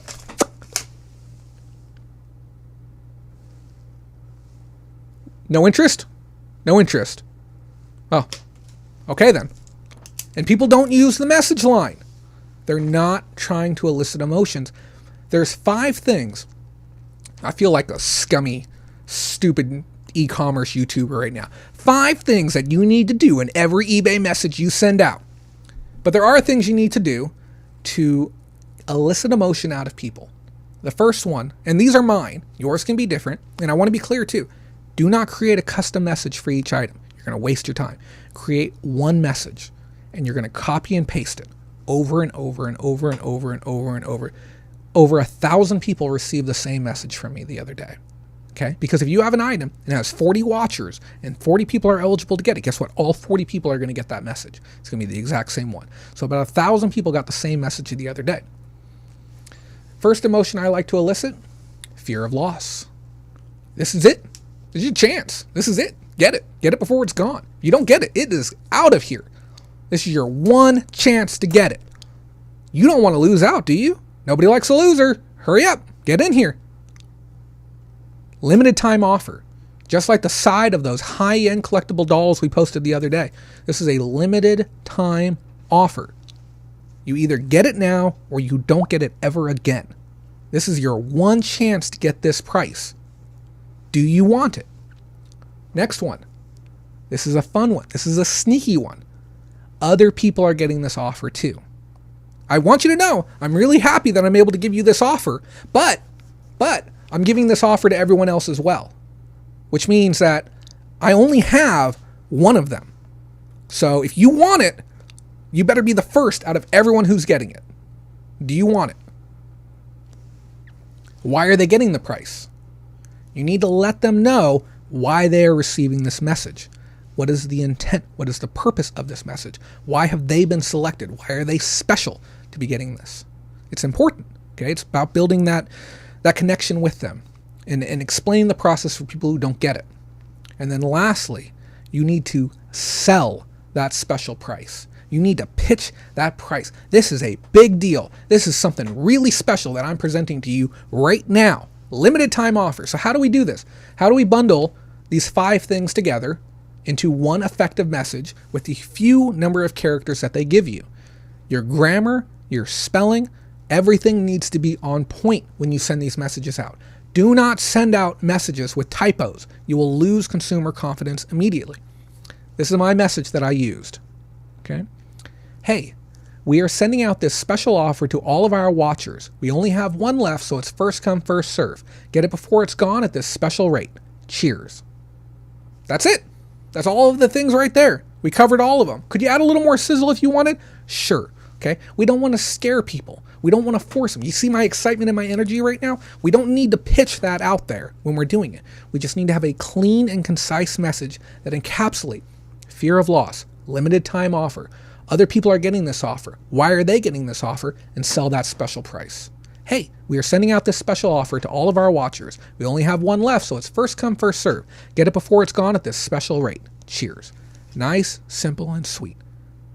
And that simple message generated $1,000 worth of sales for me last week. That's it, guys. That's your masterclass for offers to buyers. I hope you learned something new today. And if you did, subscribe, click the like, do all those lovely things. There we go. I had to click the stop recording button. I recorded that separately. We're going to release that onto YouTube, I don't know, sometime this week. I just thought it would be a nice little segment to do. I do hope you learned something new. I hope you learned a little bit about the psychology of what's going on. Real quick, we're going to cover tiny bits. Google and PayPal team up for payments with a new Buy on Google Play. Details are coming in 2 weeks about how you can set up and sell directly through Google. However, there are limitations. You cannot sell used items on Google through the brand new Buy on Google program. But I will say this, it will probably expand out to include used items at some point because Google isn't stupid. They would love a slice of what eBay's doing, and I can guarantee you they can build the infrastructure bigger, better, faster, and stronger. Yeah. I have all sorts of weird pricing on Amazon so I can match the buy box. Yeah, sometimes you got to do that on Amazon. That's the thing.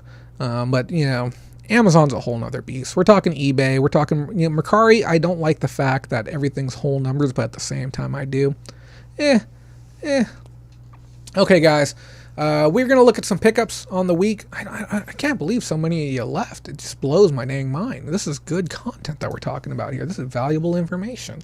We're going to take a look at some pickups. I'm not going to be doing it long. I'm going to do it for maybe about 45 minutes, and then we're going to button up for the night. Again, if you have any questions, please let us know.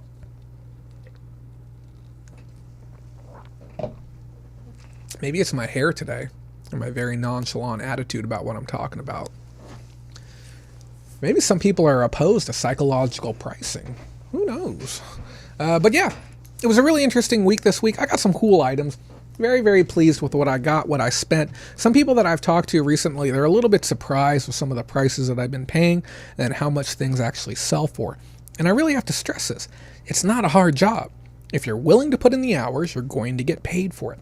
I work, I'd probably say 20 hours a week doing reselling, and now I'm doing the other job, probably about another 30 hours, maybe 40 hours a week doing that, and then my time prep for the show and some of the other little business ventures that I have going on as well. But reselling, if you're putting in 20 hours a week and you're doing it very effectively, very efficiently, you should be generating probably about $3,000 to $4,000 a month in gross revenue, at least $2,000 a month in net revenue. If you're missing those marks, let me know. We do consultation. We talk with people all the time, so I'd be happy to work with you. First item up, and we got a lot of them. Now, all of these items have already been listed to eBay. I photographed them. I listed them. I have to front load so much of my work right now just because, as the census thing really gets up and rolling, I don't know how many days I'm going to be booked for in a row, and I hate death piles. I'm 100% listed at the end of every week. I recommend you do the same and get caught up. We have this really nice Wingman Extreme Digital Joystick, and normally I don't buy joysticks. I don't like dealing with them. I don't like the work, but this one on the inside is actually brand new. So I was very pleased about that. Does not have the manual from what I see, but the cable is fully bound up and has the original plastic around the outside. I paid a whopping $3 for this. This has a sale price of about $30, maybe $35. I can't remember exactly what price I listed it at, but it has a really, really good conversion rate. It is a Logitech, so it's going to sell here pretty quick. I'd like to think that there's enough people out there who have been searching for Logitech webcams recently that's probably getting some extra traction just because of that as well. People going back wanting to play Overkill on the PC or something. Up next, we got Trivial Pursuit Know-It-All Edition. This is brand new, sealed. I picked this up. I paid, unfortunately, $5 because it was at a thrift store. This sells for $30 to $35 in this condition. Sealed board games, again, really easy one. A lot of the Trivial Pursuit stuff is really worthless, but some of the expansions, more of the modern-ish era expansions, can do really well. But avoid things that are super hyper specific, like 1980s sports trivia. A lot of that's just worthless. I picked up some TDK cassettes. This is like rank 3 or rank 5 on Amazon. Real easy flips. If you see full size or micro cassettes, are always worth picking up. Paid essentially nothing for those. I think they ran me $0.25 each. Picked up this USB Phone Plus art accessories, and this is a audiophile computer interface V2. Here's the front side of it, kind of a cool looking thing. And I was really upset about having to buy this because the guy that I was negotiating with, he had no idea what he was selling me, and he just did that classic $5. And I'm like, dude, let me give you like $2. They're like, no, $5. I'm like, come on, man. Like, how about $3? He's like, give me 4. I'm like, let me give you $3. He's like, no, $4. And I'm like, come on. I'm like, you don't even know what it is. He's like, doesn't matter, $4. I'm like, fine. Obviously, I bought it because I have it here with me today. But yeah, this sells, if you have the power cable and everything, like $80. As this unit sits on its own, I expect to get $50 for it. Really, really good condition though. If this thing had like any like corrosion or anything to that effect, I'd take the time to test it. But the condition, the way that it looks now, doesn't smell burned out either. I know it's going to be fine. I picked up this cute little makeup bag. This was part of a bulk lot. This is a Ipsy and a Valfy crossover makeup bag. Really cute charm. I'm sure one of you guys out there is going to want that. This only is worth about $12-13. Again, this is another seasonal play. I expect it to camp on eBay until Halloween, then somebody is going to jump on it. This came out to about $1/4 is what I paid for it as part of a bulk buy. This was an interesting one. This is a Cat Eye 500 halogen bike light.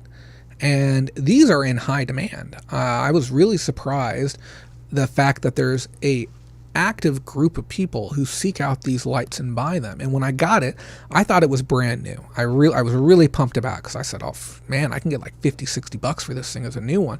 And I came home, popped it out of its box, and I noticed a little bit of battery corrosion poking through one of the vent holes on the bottom, and tore it open, and yeah, it was used and there's some batteries in there. But I was able to open it up, service it. It took me about 10 minutes to get it cleaned and serviced. It's listed currently with its box for around $30 or $40, which is essentially what they go for with the box. I'm into this for less than $1 as well. This was part of the same bulk purchase.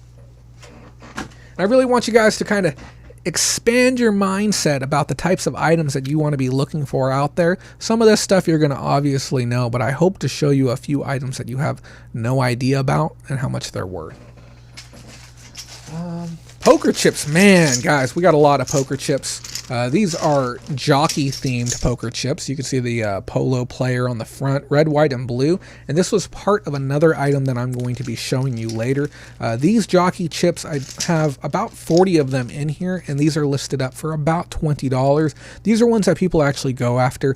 I don't think they're clay. I think they're some type of plastic composite, but they have a fantastic sound and fantastic movement to them. If you're looking for good chips, let me know. I'd rather have a bag of Doritos, to be honest with you. My girlfriend found this, and I was actually really, really impressed she found this, because this item was filthy, and I did not recognize it as being a valuable item based on how dirty it was. And she picked it up, and she's like, hey, look at this. It's Disney. And I'm like, what? And it's this really beautiful, what is this, Sleeping Beauty? Beauty and the Beast, excuse me. Beauty and the Beast backpack. And absolutely gorgeous piece. Same print, front, back, and on the interior pocket. The, you know, the little hang strap here that you have at the back, it was actually cut. And it was cut really crumbly. There was about 1 inch of fabric hanging on each side. And I got in there, you can't even tell that it ever had one. But I got in there with an X-Acto blade, and I just cleaned up the last of it. Very, very close trim job. This, I believe, is listing for probably about $50. And we paid $4 on this as well. A little more than we want to pay for a backpack, but it is a really good backpack. Really hard to find design. Man, that looks great on camera even. Holy cow. Very nice piece. Picked up this Pokeball plush. These Pokeball pillows are like $15, sometimes as high as $20. Machine wash this one as well. Yeah, Zyda, it's a nice one. Machine wash this one as well. Always make sure with Pokemon stuff that it is authentic. There's a lot of counterfeit stuff out there, but it's a good, easy find. Oh boy, was I excited about this one. Oh, this is a board game that I had been looking for somewhere in the area of about 2 years. I wanted to own a copy. And every time I had ever seen it for sale, it was $50. You go on eBay, brand new copy right now, brand new $50.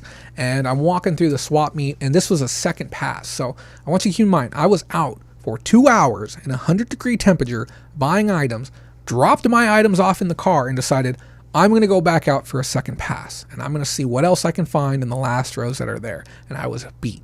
And the first booth I go to, I'm walking up, and what do I see? Ticket to Ride.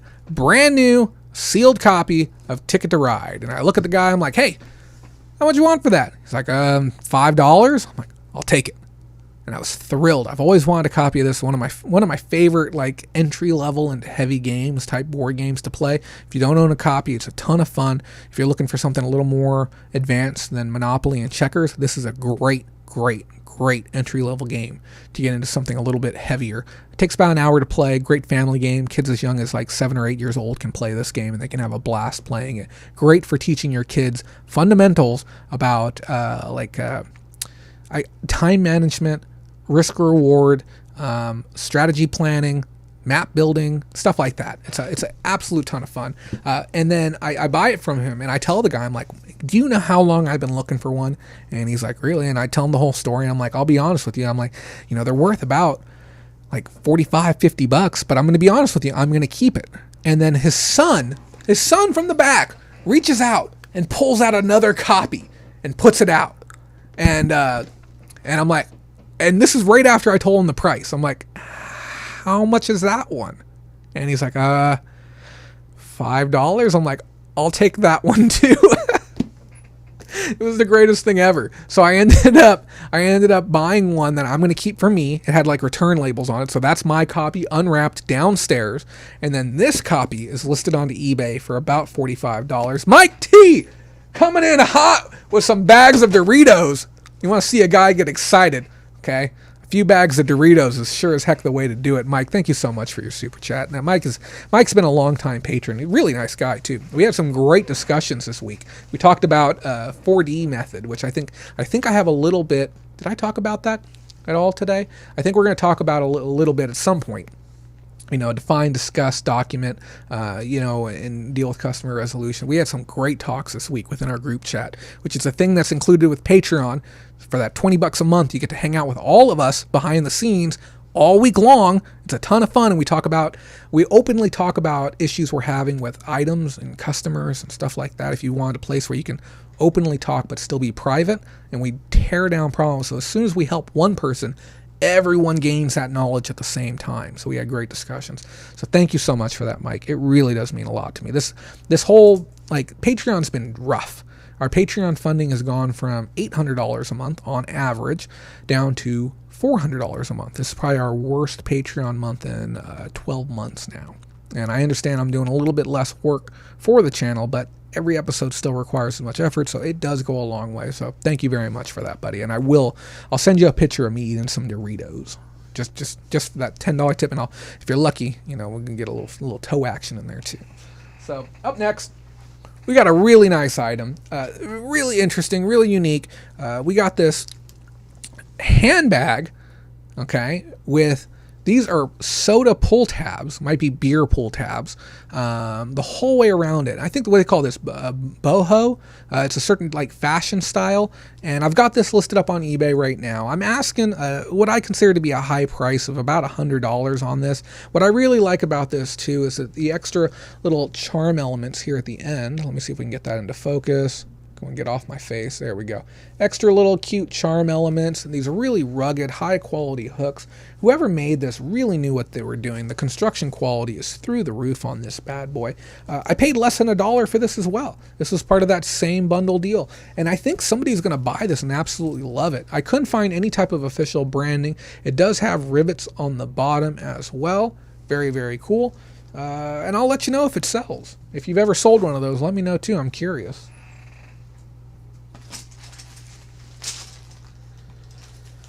We got another bag of poker chips. This is, again, part of a different set, different vintage style. Not much to say about those, but we do have some more interesting ones coming up. I got a Beanie Baby, and this is probably one of the cutest Beanie Babies I've seen in a hot minute. I think what is his name? God, I'm really trying to... Plymouth. I'm really trying to learn Beanie Baby names because I don't want to be one of those crazy speculators. I think Beanie Babies might be starting to make a little bit of a turn. But the problem is, too many people are holding private stock. And the moment that the average Beanie Baby hits $15, the floodgates will open and there will be a massive amount of stock hitting the market. If you are collecting Beanie Babies, top 1 to 3% of the market. Don't play with the small stuff. This is about a $15 Beanie Baby. Paid 50 cents, 25 cents for this. Again, part of the same bulk buy. One booth, I bought a heck of a lot of stuff. If you are looking for the older Beanie Babies, just look for the older font. This is the newer one right here. Look for the older butt tag. This is the newer tag right here. We got Cruise, Fun Ship Freddy. These Carnival Cruise plushes do really well. I'll tell you why they do well. Who can you guys think right now? Who are the two types of people that are going to buy this?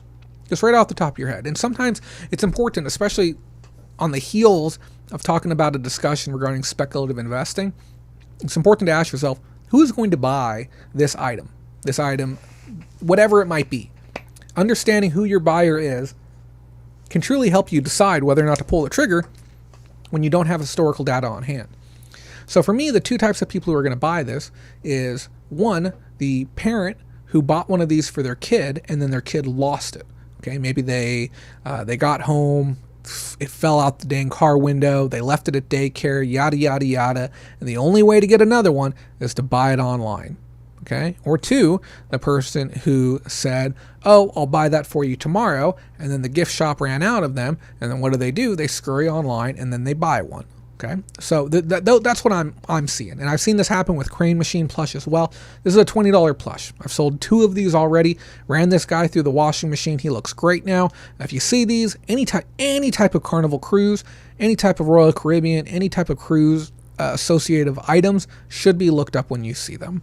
So, what else do we got? Again, I must stress the importance. Do not buy Build-A-Bear. Okay, Build-A-Bear is really, really trending downward right now. Very select ones are going to be worth the trouble. This Spider-Man one is worth about $18 to $20. Depends on the day of the week. In good condition.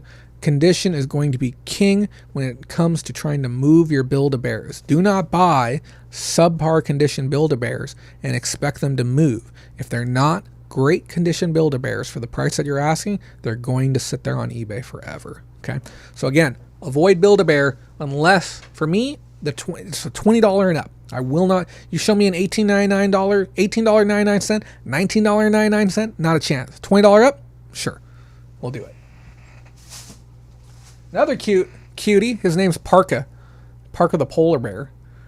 And Mercari is a great place for plush. I won't discount that, but it's already becoming saturated over there. Because the thing is, you're seeing the Beanie Babies that actually made the cut. I have a half a dozen over there that didn't. And the reason why I bought those is because when I was going through this bin, and there was maybe, I don't know, 15 or 20 Build-A-Bear, or not Build-A-Bear, 15 or 20 Beanie Babies in that bin. 5 of them didn't have tags, so I immediately discarded those. I'm just not interested in working with partials because if I'm going to spend my time on it, I want to spend my time most effectively. Could one of them have been worth $100? Sure. Totally could have been worth $100. But I'm going to aim for the best stuff first. I'm limited time when it's 100 degrees outside. But I was going through this bin. This guy had a whole bunch of them. Hey, how much were you hoping for? $1 each. Can we work that down if I get a bunch? Yes? Okay, great. And once I spot checked this one, and he was $15, and Plymouth was $15, I said, shoop, and I just bought them all. I took every one of them because I'm like, maybe the rest of them are going to be worth something, but I'm not going to let them sit here. I'm just going to scoop them all up. But yeah, this guy is absolutely adorable. Look at him. Cutie. But yeah, his name's Parka. Another $15 bill on that guy. Sometimes as high as 20. Again, speculators.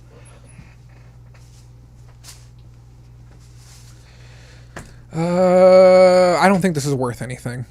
I think I got this for free, maybe a quarter. I can't even remember if I listed it. It's been a busy week. This is a JH Designs SpongeBob cap.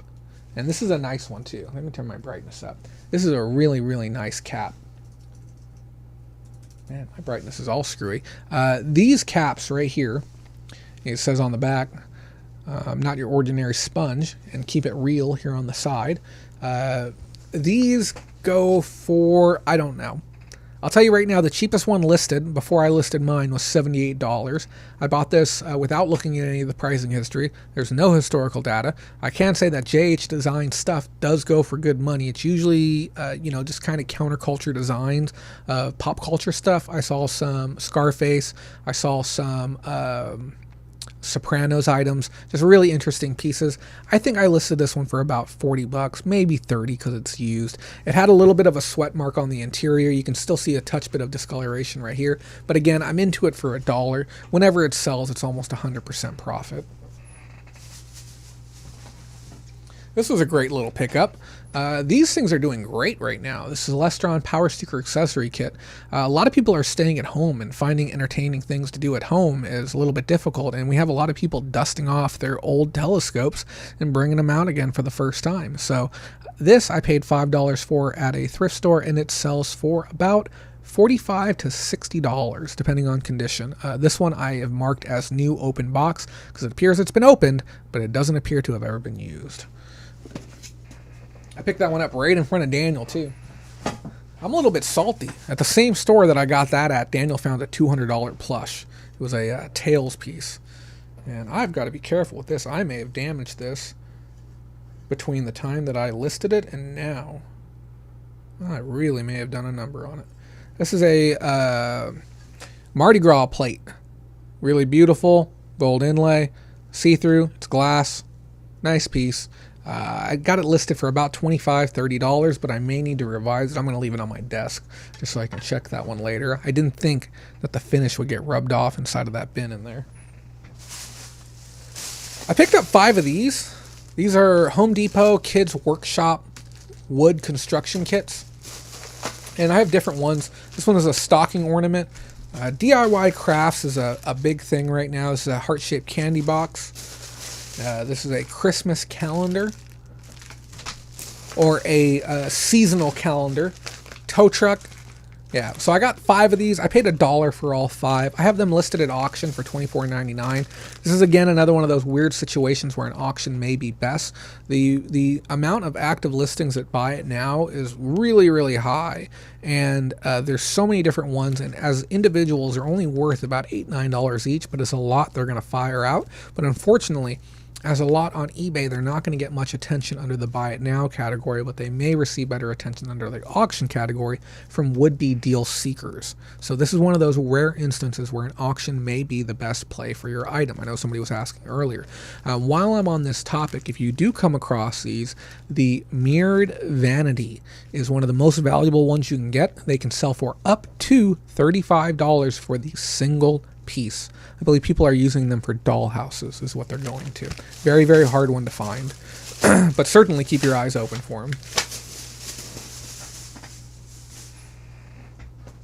Got a really cool puzzle worth some good money, about $40, $50 on this bad boy. Brand new sealed from White Mountain Puzzles, America family, TV families, television families. We got Munsters, My Three Sons, Big Valley, Beverly Hillbillies, Party of Five, Simpsons, all kinds of different families on here. Check this bad boy out. How cool is that? A little bit of everyone. And yeah, this puzzle regularly sells currently for $40+. And this one's brand new sealed, original shrink. It's restricted on Amazon or it would have gotten fired in there. But yeah, this bad boy I paid $4 or $5 for. Again, another great pickup. I do hate my thrift store prices, but what are you going to do? You going to leave the money? Yeah, you're going to take the money. I also bought a bunch of Razor Scooter shoulder sling straps, and I believe these are authentic original ones. Really cool to see.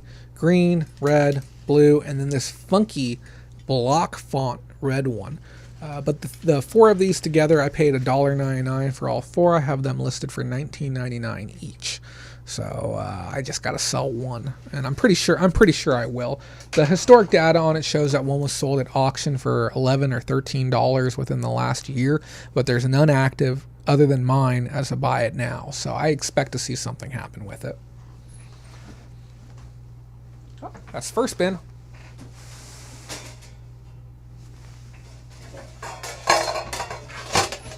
I've got some hi-hats and some crash ones. Tops, bottoms, 16-inch crash, 18-inch crash. But yeah, I'll show them all to you. These have been brought home, cleaned and polished to get them ready for sale. This is a 14-inch hi-hat bottom by, I don't know how to pronounce the brand, Paste? I have no clue. But yeah, I got these cleaned up. Great condition. They have a few little Mars on the side. This one right here, this 14-inch one, is going to go for about $60. This 16-inch Crash is going to go for about $80. And then this one is going to go for about $100.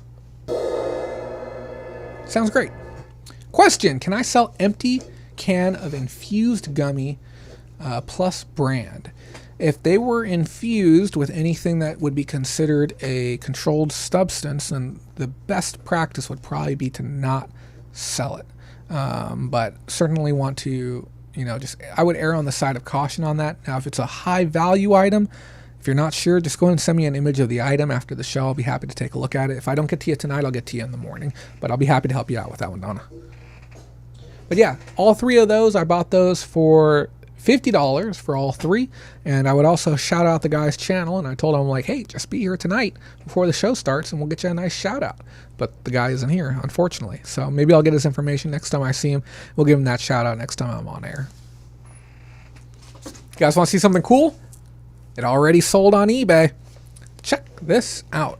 This is a Lisa Frank, essentially like a Trapper Keeper. It's a zip-up binder. And this thing is in horrible condition. I gave it the best wipe down that I could, but I want you to look at the warping that is going on here. And I want you to see it from the side too. Look at this thing. And I took pictures and I showed people how bad the warping was on this item. Look at this. Okay. Take a guess right now how much this item sold for. Guess in the comments. This item sold within 1 hour of being listed on eBay. I paid less than $1 for this item. Overall, the plastic though, this part's in good condition. Maybe they'll go through and they'll repair the cardboard, something to that effect. I appreciate you guys taking the time to guess. Believe it or not, Turtle Trader, first guess in, got it correct. I sold this for $50 within 1 hour. $50. I don't know if you're checking completed right now. If you are, you got some pretty quick fingers, my friend. But yeah, I was pretty dang thrilled about that one. Like I said, 1 hour and had it out the door. This next one, I really like this item. It looks a little dingy right now under this lighting. And I'm actually seeing some defects I didn't see previously. Go figure. I wonder if I'm damaging my items and I'm not realizing it. But we got this really nice alligator or gator skinned poker chip holder with brass handle with decorative inlay. And it's a nice piece. And it's on a turntable. And then this is what the chip holder itself looks like. And God, I'm seeing more defects I didn't see in the original. I'm going to go back through and document some of this damage that I didn't notice before. This is what happens when you list too quickly or you take your photographs too fast. But it has nice inlay across the top, slots for your decks as well. This plus all of the chips that you saw earlier, and we got close to 200 plus chips, I paid $8 for. This I'm asking, I believe $50. I might be a little bit high on that one, but yeah. We'll see what happens. Mike T says, what made you decide to pick up that Trapper Keeper? Well, I picked it up. I saw that it said Lisa Frank on it, and I know that older Lisa Frank can be worth money. I don't know how to distinguish between older and newer, and I threw it on the pile with the rest of the stuff. And then while I was there, and I was pretty much wrangling everything together, I typed in Lisa Frank, binder, kittens, and I checked completed. And I saw one that was that had sold with another piece. It sold with a turtle piece for about $55. And then I saw an active one of the same exact type that somebody was asking $80 on. And I said, okay, I'll go for it. So that's why I picked that one up. So pretty much, and I always say this, you got to have a little bit of intuition, but if you're not sure, just stop and look things up. My girlfriend, she got a little bit discouraged because she was having trouble finding good items. And I explained to her, I'm like, I'll look up 200 items at a single trip to the swap meet, and I might buy 10% of them at most. Usually it's closer to 3 to 5%. So I'm striking out like 95% of the time, 90% of the time when I'm doing my searches. It's just going to happen. It's part of the job. So here's the other set of chips. Am I poking out over here? Get my shirt down. Here's the other set of chips. These ones are really, really nice. I like these ones. I'm shocked these aren't worth more, but again, the buyer pool, they have, oh man, they're so nice. They have a smooth finish to them. They have the clay feel, but I believe they are, again, composite plastic. I have them in red, white, and blue. Listen to this sound. Oh, crisp. Oh, I love that. I got a whole bag of these ones. 32 blue, 25 reds, 27 white ones. And I got these listed up too. I think I'm asking $25 on it or something.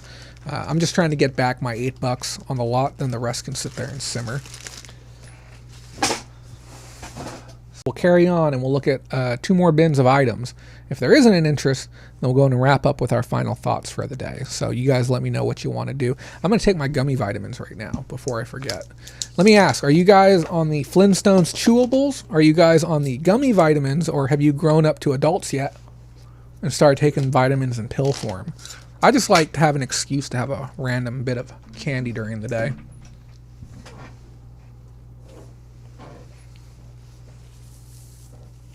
They're good vitamins. I get them for cheap. I get them at grocery outlet. No more items? You guys want to wrap up for the day?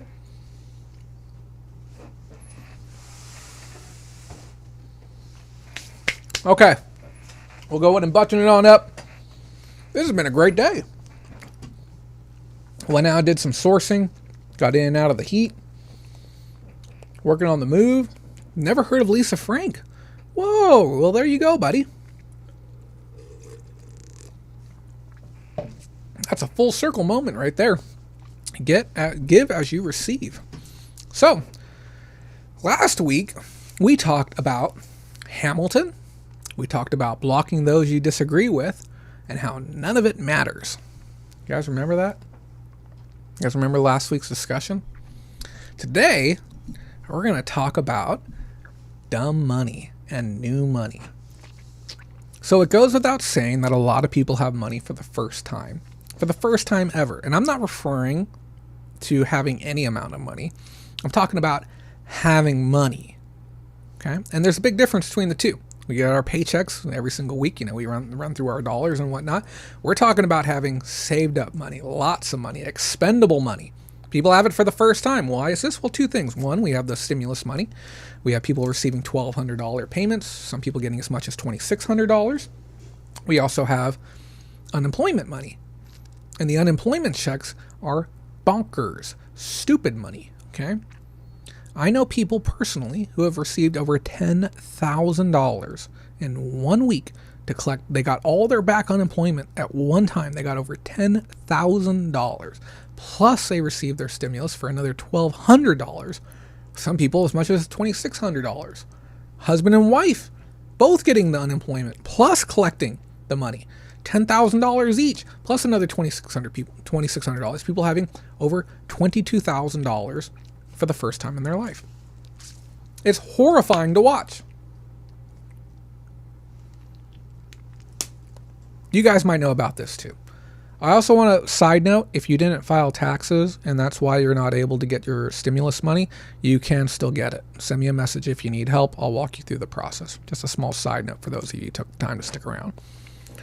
So what we're seeing people with new money for the first time ever. And it's a scary thing because unlike what people should be doing with their money is we're watching people squander it. And it's a really great time if you're somebody who has been on the other side of the speculative investment bubble, in the sense that you have a large position in stuff like Pokemon, Yu-Gi-Oh, Magic the Gathering, Legos, Funko Pops, limited run games, any type of these things that people have a perceived collectible value to, graded comics, graded cards, graded stamps even, graded coins. If you're on the right side of this speculative bubble, we're seeing people buy collectible goods at a ridiculous rate.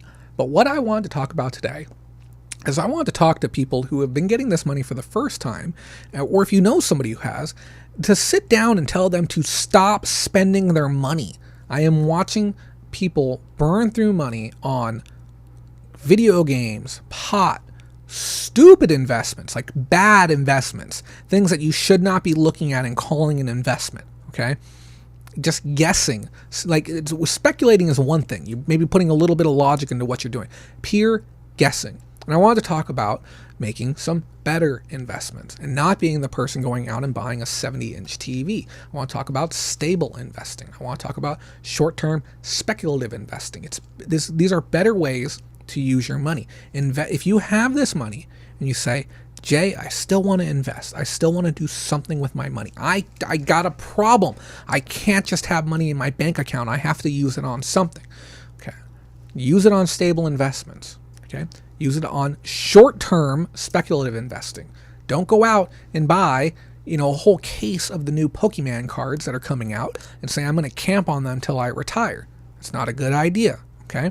Anytime you buy something that you invest into and you're buying it as an investment, not only do you need to know when and what you're going to be buying it for, you should also know when and where and how much you plan to sell it for. What is your sell price? If you're going to hold on to it till you die, well, guess what? That train may come and go. What can we say has come and gone for a lot of people? Beanie Babies, Elvis, lunchboxes, Pogs. I mean, there's plenty of things that have lost favor within society. So if you are going to be doing speculative investing, keep it short. Long-term quality of life investments. If you have this new money, long-term quality of life investments. What are we talking about? Brand new bed. Okay. It's going to give you great value over time. Brand new chair. I want a Herman Miller. Okay. Somebody give me $600 so I can buy an appropriate office chair that doesn't require a pillow behind my back and a cushion under my butt. Okay. Quality of life investments. Investments that provide value over time. This is one of the things I talk about often around the house. And when people ask, Jay, you don't make a ton of money, but how do you have money? Well, one, I'm frugal, and two, I try and get things that provide value over time. Okay. Buying things in bulk is a way to do it. These labels, my Dymo labels, I bought 150 rolls at one time. Okay. Does anyone really want 150 rolls at one time? No, God, no. That's a horrible, horrible thing, because I would rather go on vacation, but the value that I get over time by buying them for a ridiculously discounted rate really helps save money for me. Buying all of my shipping supplies, my bubble wrap, I buy 8 rolls of bubble wrap at one time. Value over time. Even food that you buy, if you're buying the same type of food, value over time. Yes, silver and gold can be good investments, but keep in mind, we're in a short-term speculative bubble on the value on both of those as well. So you may want to consider, just like with stocks, if I'm going to buy a stock at a particular price, what price am I hoping to sell it for? What is my exit strategy on this stock? If you're playing, I'm gonna hold Tesla stock till the day I die. I'm gonna, or I'm gonna throw $1,000 at Hertz because I'm an idiot, and I think that they might rebound from bankruptcy. Okay, but value over time. So even foods, if you can get discount on quantity and preserve that value over time, it's going to be good for you. Okay. And I also want to talk about what else you can do with this money, because not only are we talking about people who are getting money for the first time who are on the side of unemployment and on the side of corona relief, we're also talking about people who are getting new money, big money for the first time on the side of resellers. Okay, people who are liquidating their positions on certain goods, certain commodities that they've been holding, or they've seen a massive uptick in their volume online over the last, 6 to 9 months? And you now have, for the first time in your life, $5,000 saved up. This is the other thing. A lot of people don't realize how you can continue to scale your cost of living proportional with the amount of money that you make. A buddy of the show, who's a patron as well, patron guest, Jason Hand, posted an article talking about how some people who make $500,000 a year are barely getting by. Barely getting by on $500,000 a year. And you're sitting here thinking, how is that even possible? Okay, well, if you factor in the tuition they're paying for their kids and the cost of daycare and the mortgage that they're paying on their property and the insurance on that mortgage that they're required to have, they're burning up. They're burning up $450,000 a year after their vacations and other food and other expenses of the new car, whatever it might be. And they're barely scraping by. Some families that are making $500,000 a year have less than $10,000 saved up in the bank account. Because we as humans, for some reason, and are keeping up with the Joneses and our desire to be rich, will chase after this so-called American dream and continue to spend at an accelerated rate as we make more money. But it's important to not do that and not be that person. So what's happening is people are getting this new money for the first time. never had money saved up in their entire life, never had $5,000 to the name in their entire life, are attempting to invest and attempting to speculate with that money. So what I'm going to tell you now, if you're one of those people that has new money for the first time through your own effort or through the gift that the government has provided for so many people, my money, your money that they've given back to them, here are some other things you can do beyond that. Consider starting a new brand. Okay? Whatever it might be, start a new company. And I know you're thinking, oh man, Corona, recession, horrible time to start a new company. Great time to start a new company. Okay? There's always going to be a need for something, for someone. And you say, okay, well, what do people need right now? And that's a discussion I'd love to have with you. Spend your money on a class or something to improve a craft that you currently do that you can turn into a more profitable venture. Do you make jewelry for a living? Okay. Purchase a great jewelry class and learn new techniques. Some of the finest jewelry makers in the world pay thousands of dollars a year to learn individual techniques to improve their craft and in turn be able to get value over time by charging more for their goods and services over time. So even myself, I want to purchase classes on video editing. Because why? Because it's a craft that I can learn that will provide me value over time. So whatever skill you have, take it to the next level. Find ways to generate more revenue with the skill you already have. And I know this might sound a little bit redundant, but again, me or someone else, improve your craft as a reseller. There's so much more that you can be doing. Learn more and get paid more. For the first time in your life, I want you to do me a favor this month. Okay? Spend money on marketing, spend money on advertising. And you might be thinking, like, Jay, I'm just a reseller. I don't even have a company. I don't have a business license. I don't care. $3. Spend $3 on a Craigslist ad this month. And I'll tell you what. There's there is probably going to be about 400 people that are going to watch this. Each one of you spend $3. Okay? $1,200 total. Anyone who does not receive a return on investment on their $3 investment, I will give you your $3 back. Okay? But I do want to tell you, connect with me first and let me show you how to create an effective ad that you can run in your town to generate revenue for yourself. Okay? And I'm not even going to charge you. Okay? And if we need be, we'll do a whole clinic on it this week. I have no problem doing that. Spend money on advertising and marketing. If you are going to take it seriously and you say, you know what? I love this reseller game. Reselling is my future. I want to retire with reselling. But you've kind of been, let's be honest, you haven't taken it seriously. You've told yourself, my life plan is to be a serious reseller. That's what I'm going to do with my life. But your actions are not matching what you're telling yourself. Okay? Now is the time to start focusing on logos, branding, marketing, advertising, and more. This is the time where you can take your personal reseller business and really capture a captive audience and scale it up. Remember, money begets money. If you have money now, if you have new money, if you have money, okay, this is your opportunity to turn it into big money. A lot of people don't realize how difficult it is to save $10,000. And a lot of people, and no disrespect to anyone here, if you've never had $10,000 saved up to your name, it is very hard. I don't care what type of work you've done. I don't care how long you've been a reseller. It is very hard to save $10,000, not have to spend it again. It's very hard to save $20,000. It's harder. And here's the thing. To go from 20 to 30 is so much easier.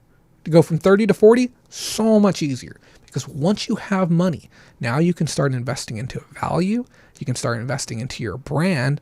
And best of all, you have the money, time to invest into yourself. Okay. You are your own best tool. I don't care. Me as the guy who's talking to you through the computer, great, lovely. You might pick up a few things here and there, but sharpening yourself and really making yourself the best version of you is really what's going to get you far in life. So start asking yourself, are the things that I am saying that I want to do with my business consistent with the things that I'm doing every single day? I worked 70 hours last week. Do I have to? No, I don't. But I'll tell you what, I want a house and I want to retire and I want to be done having to work and do this daily grind, hopefully by the time I'm 45. And I'm willing to put in the hard time now. My actions match what I say that I am doing. So I hope that you guys are on that same page too.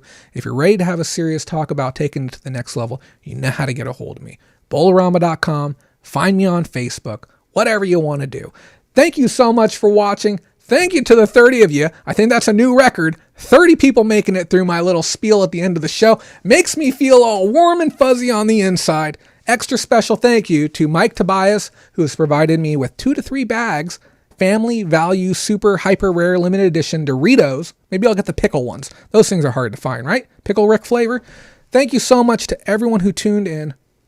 Had a fun time with you tonight. And I'll tell you what, I don't normally do this, but I think I might do another one. I'll be back in 2 weeks if everything goes well. And remember, you guys got me through, we got August, May, June, July, August, September, October, November. You got 4 more months of me. Okay, and then we're taking December off like we do every year. So 4 more months. If you have any questions, leave them down in the comments below. I really appreciate you all being here. Thank you so much to everyone for watching. And go make that money. Oh, yeah. I got to tell you that thing that we do. Is my music going to work? No music. Where's my music? Hold on. There it is. Yeah, if you don't make that money, someone else will. Have a great night, and I'll see you soon.